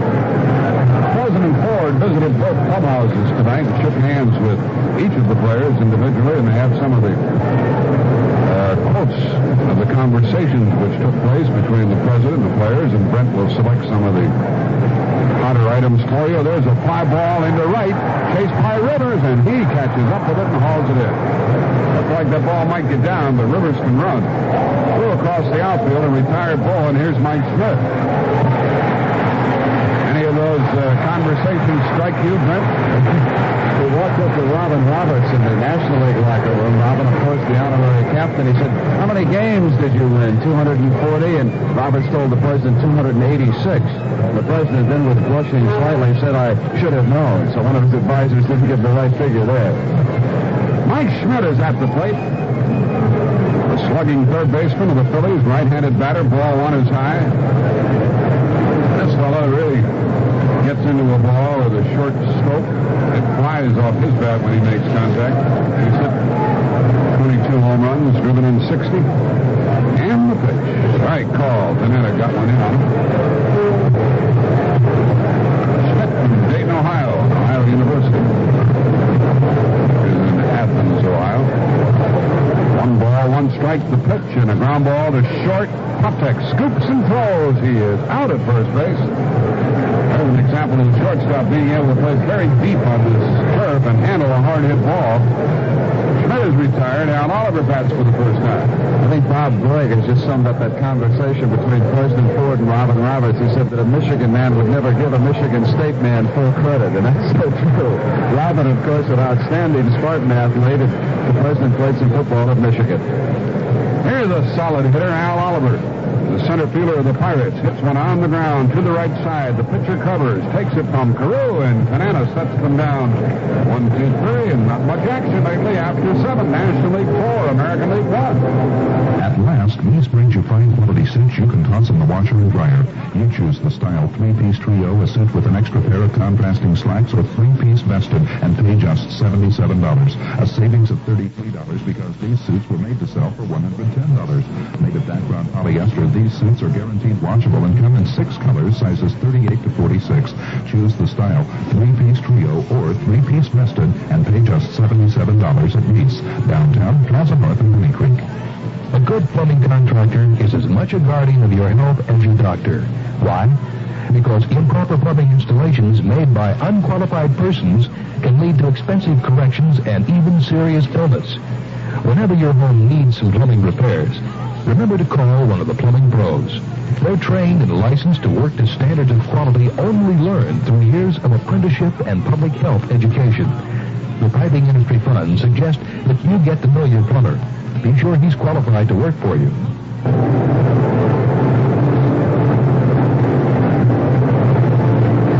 We're prepared to start the 8th inning, and here's the 4th pitcher for the National League. Rick Roden is out there, and he'll be backed up by his own shortstop. Bill Russell has replaced Larry Bohr, so he will be the 3rd National League shortstop. Concepcion of Cincinnati started, then Bohr came on, and now Russell of the Dodgers.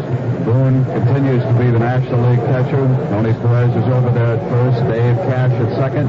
Mike Schmidt is the 3rd baseman. And in the outfield from left to right, we have Al Oliver of the Pirates, Cesar Cedeno of Houston, and Ken Griffey of Cincinnati over in right field. And we've got Mickey Rivers and Carl Yastrzemski waiting to take on Roden. And, Jack, as you pointed out, it's been very quiet. The American League's got to get something going. Well, it's been Randy Jones, Tom Seaver, and John Montefusco, and now it's Rick Roden, the undefeated Dodger right-hander, with a record of 8-0, and they'll see some smoke now here in the latter innings. We're going into the 8th inning with the National League on top 4-1, and Roden, R-H-O-D-E-N, can throw as hard as anybody in baseball.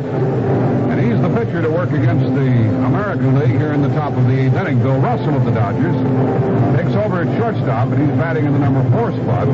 Just vacated by Montefusco. Montefusco pitched 2 innings and allowed no runs, no hits.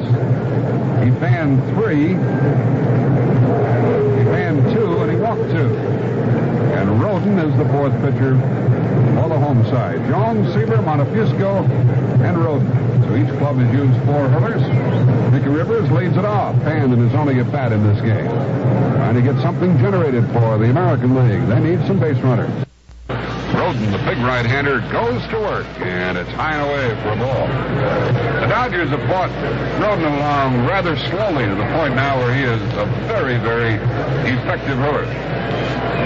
As witness his record of 8-0. Rivers with a foul to the screen evens the count. 1 ball, 1 strike.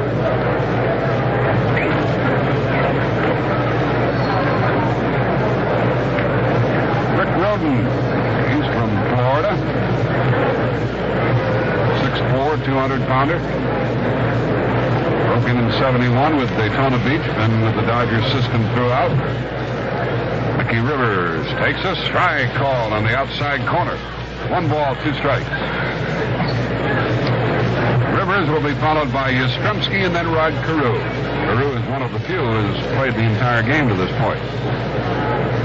Mickey jumps back. Ball 2, 2-2. Roden's got that good size like Don Drysdale. And he uses it. He'll intimidate those hitters. He'll move them off the plate.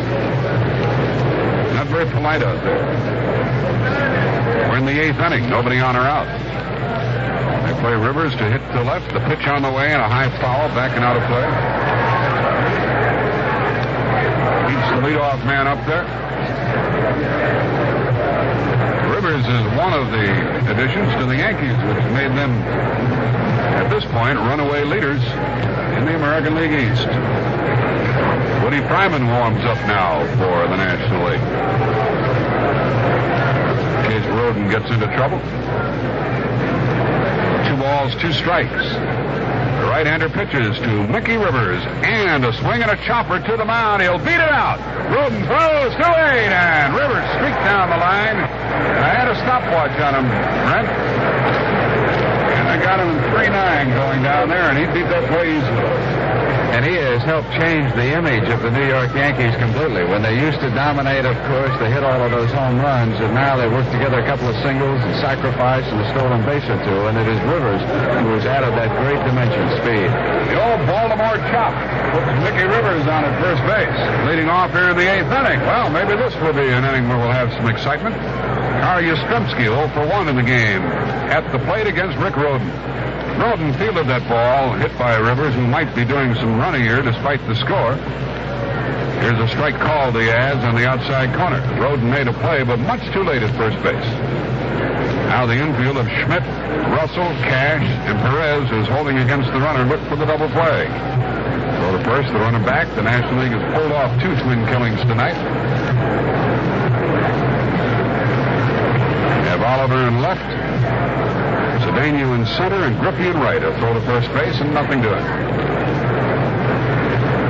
8th inning, getting late for the American League, and Darrell Johnson outside to Yastrzemski. 1 ball, 1 strike. The visitors now have 5 hits. On a home run by Fred Lynn for their only run. National League has 7 hits. Rivers a big lead. Throw over there. He's back in time.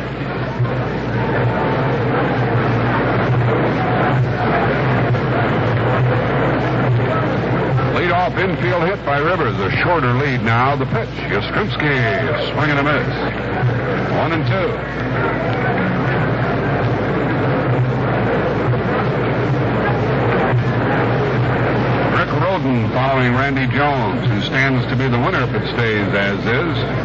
Then Tom Seaver, Montefusco, and now Roden here in the eighth. The pitch, Yastrzemski hits a double play ball to Cash. Over to second out and on to first out.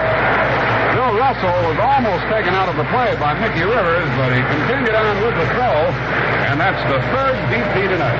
And again, that was the speed of Rivers. I don't think Russell anticipated Mickey being down on top of him as quickly as he was. Rivers sliding a bit to his right to get out of the way, so he was playing tough baseball and trying to break that up in an All-Star game. I'll tell you, a lesser shortstop would not have been able to get out of the way, but Russell was able to avoid the sliding Rivers and complete the double play in the third of the ninth for the National League, and Carew has to bat with the bases empty.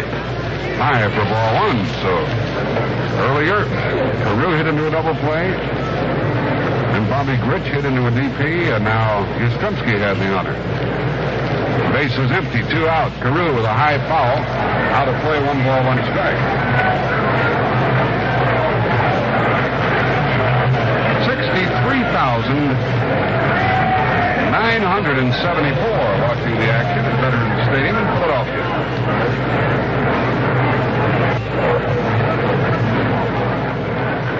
Carew with the bases empty and a 1-1 count. Swings and hits a foul backing out of play. We have a quote from Mark Fidrych, who started for the American League. He said, I don't know what happened. I was up for the game, felt good, wanted to throw good. It's hard to believe I'm here. Wow, I can't believe I'm here. It's a great honor. All my friends got to see me. Saw him give up a couple of runs. Stands to be the loser unless it changes. Carew battling to get on with 2 men out. Rick Roden pitches. High with a blistering fastball, 2-2. Looks like he's throwing harder than anybody here tonight. Don Money in the on-deck circle. The pitch to Carew is high. Carew is 0 for 2 with a walk and a stolen base. Just hasn't done well in All-Star Game. A full count from Rick Roden. Carew with a bat right down on the end, waiting. Here it comes, and a shot into left center field. On the run is the left fielder, Oliver, and he has it for the out. So Money will lead off in the ninth. A hard hit ball, but out. No runs, 1 hit, a double play, nobody left. So the American League is in into 3 double plays and left 4. Bottom of the 8th, National League 4, American League 1. Castle towers shrouded with mist, streets that knew Napoleon's troops, echoes of the Chopin waltz, towns that were old when the Pilgrims sailed.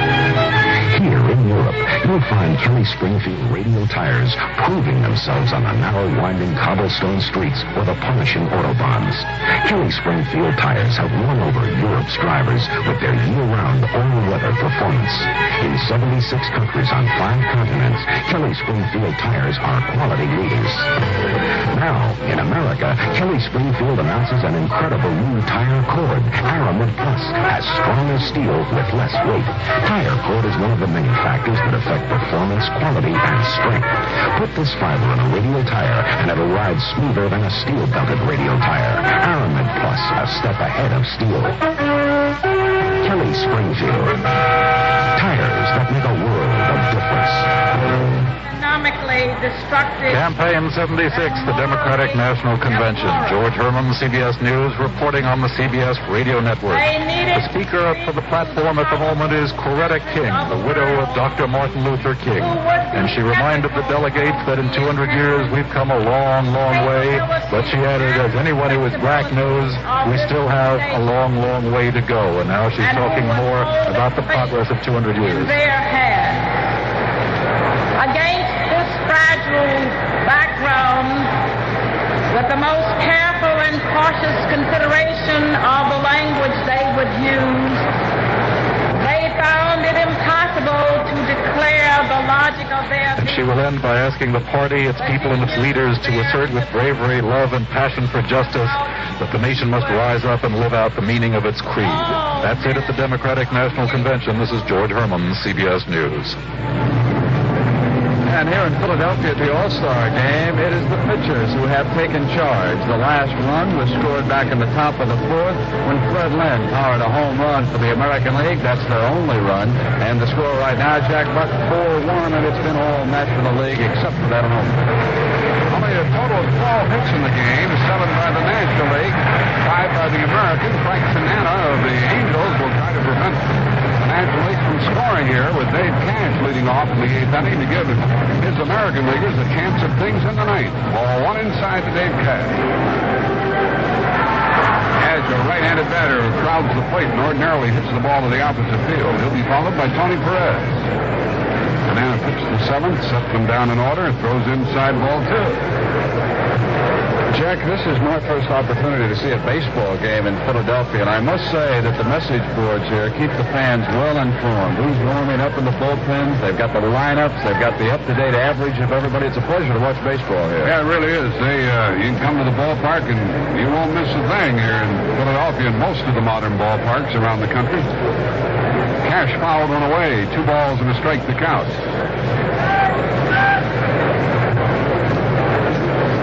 The honor out is Dave Cash, choked up on the bat handle, rips it into left for a base hit. A leadoff single here in the 8th inning by Dave Cash, and that gives the Philadelphia fans a chance to cheer.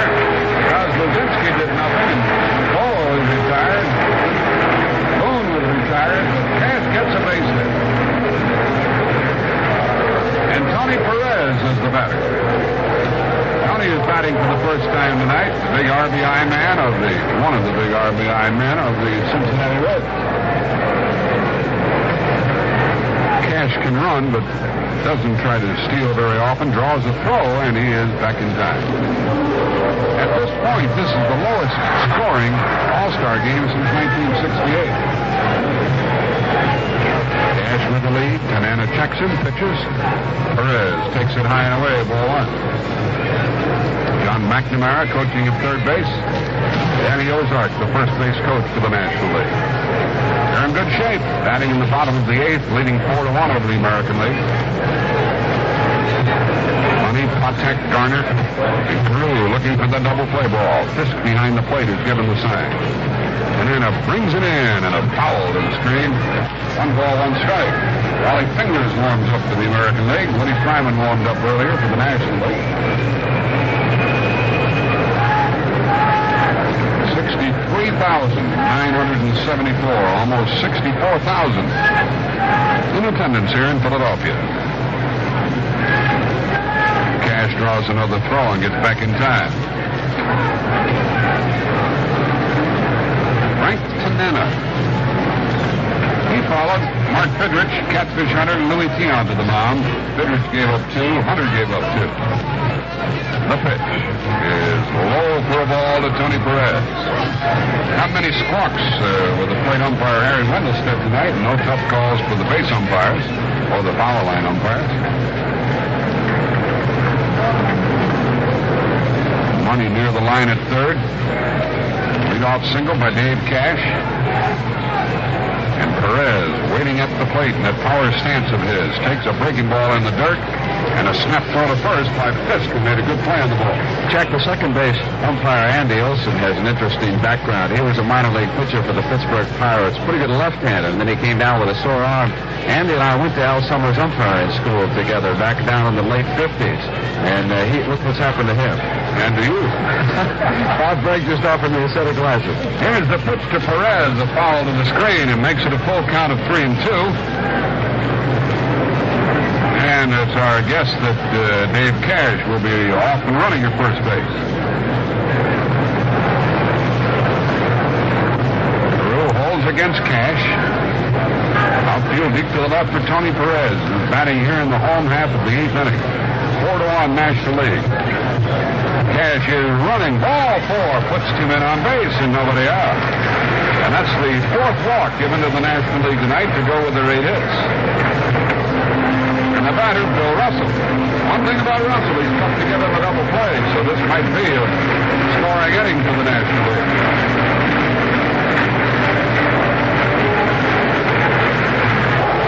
Russell batting at 309.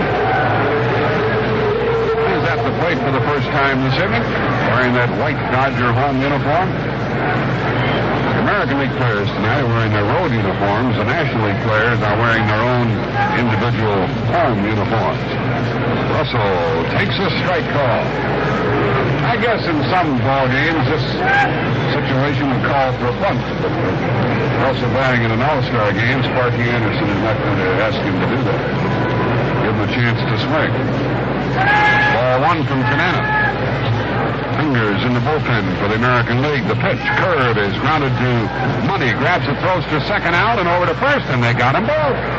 Cash goes to third, and he's there with 2 outs. So the American League comes up with a double play of their own. 5-4-3, and Garner got rid of that ball in a big hurry down there at second base. Cash, who led off with the single, is at third with 2 outs. And one of the fastest men in the game, Ken Griffey of the Reds. That's for the first time.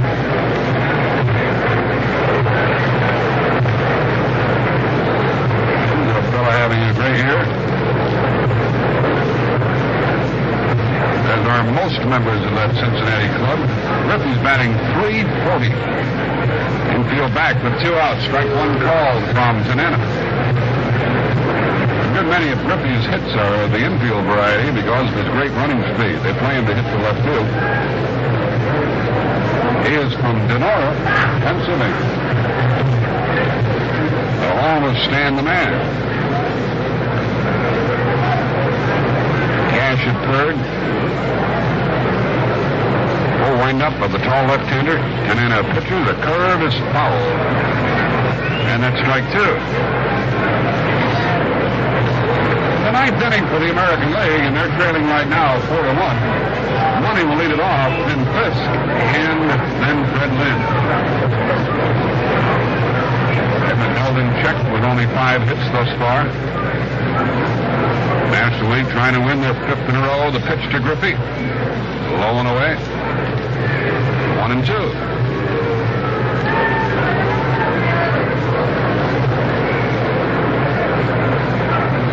Cedeno is in the on-deck circle.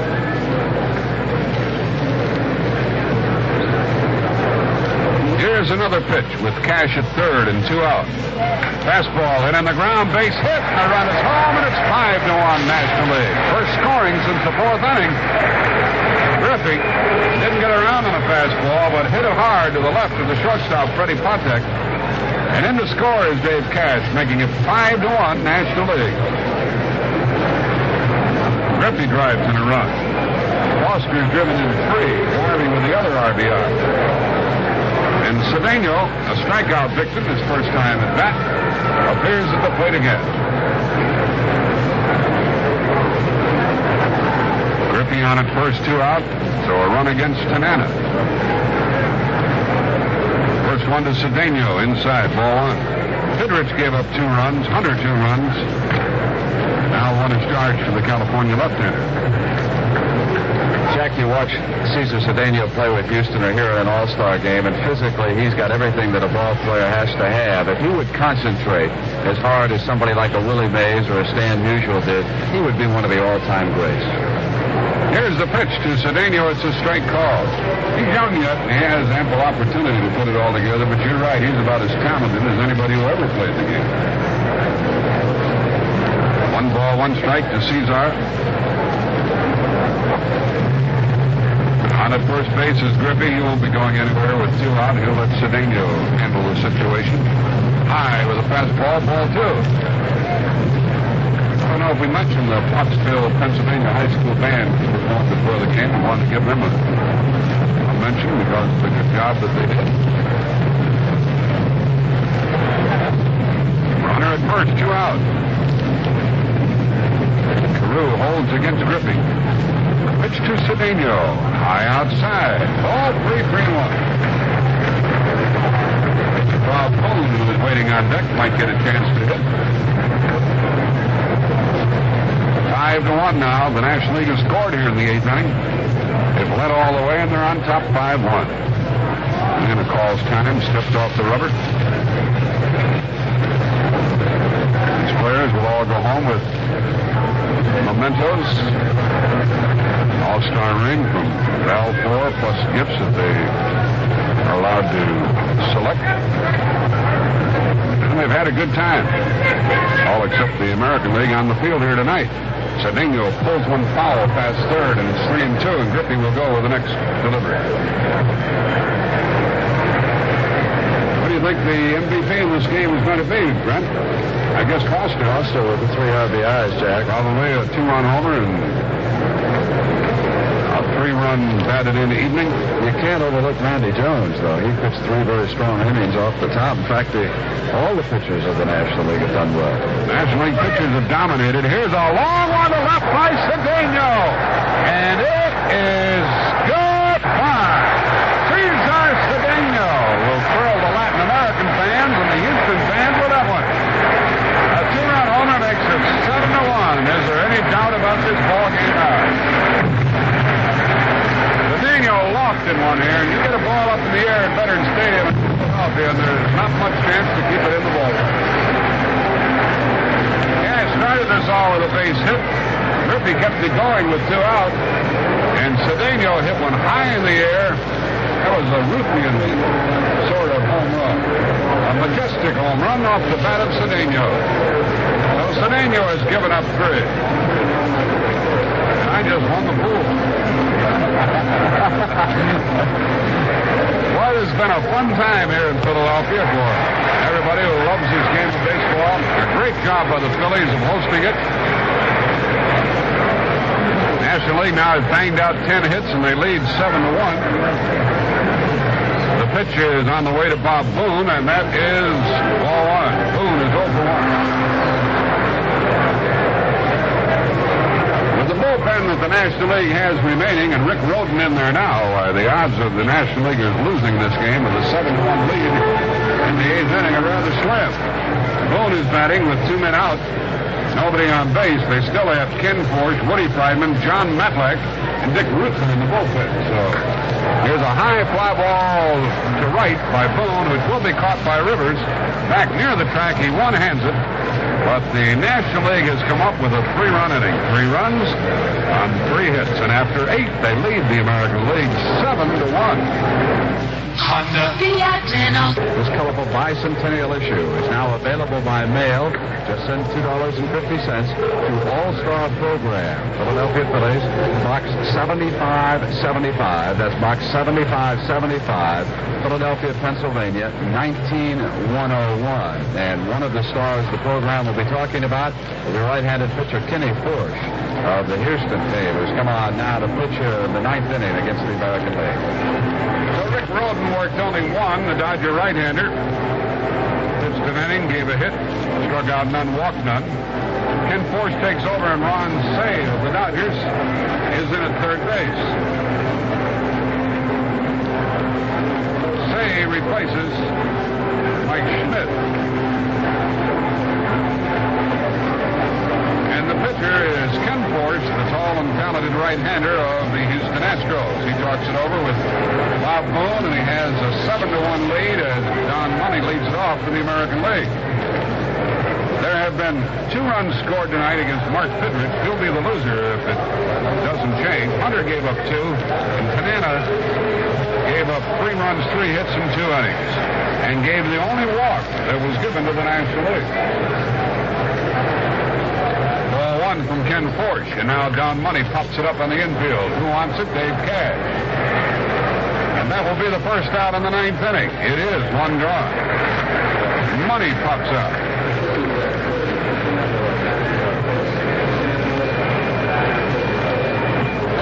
Carlton Fisk is lifted for the pinch hitter, Chris Chambliss. Chambliss is an interesting young man, a very articulate fellow, left-handed hitting first baseman of the Yankees, whose father is a chaplain in the United States Navy, in the active Navy. And this game has been dedicated to the U.S. Navy, so it's fitting that he can enter the game. Ball 1 high outside from the hard-throwing Forsch. His brother Bob pitches for the Cardinals. Here is the pitch, swung on, a broken back ground ball to short. Russell gets it close. Out at first. Chambliss can run for a big man, but he was thrown out by Bill Russell as the business end of the bat went past the pitcher's mound. The National League, which lost 12 of the first 16 All-Star games, now has a 10-game edge. They win this one 28-18, meaning they've won 24 out of the last 30, including 5 in a row. Brent, any questions? You know, the National League players really think they have more camaraderie on their club than the American League players do, that they care more about this game. I don't know if it's true or not. Well, certainly when you saw Pete Rose take that headfirst slide into third base, you would have to think there's something to it. But overall, the National League players in this game tonight, Jack, have a lot more experience than the American League. I think the American League now is trying to groom and bring along some young stars like Amos Otis, who's here at bat. Otis is batting for Fred Lynn, and he swings and misses strike one. There are 2 quick outs here in the 9th inning as the National League leads by the score of 7-1. And a ball gets away from Boone to even it up 1-1 on Amos Otis of the front-running Kansas City club.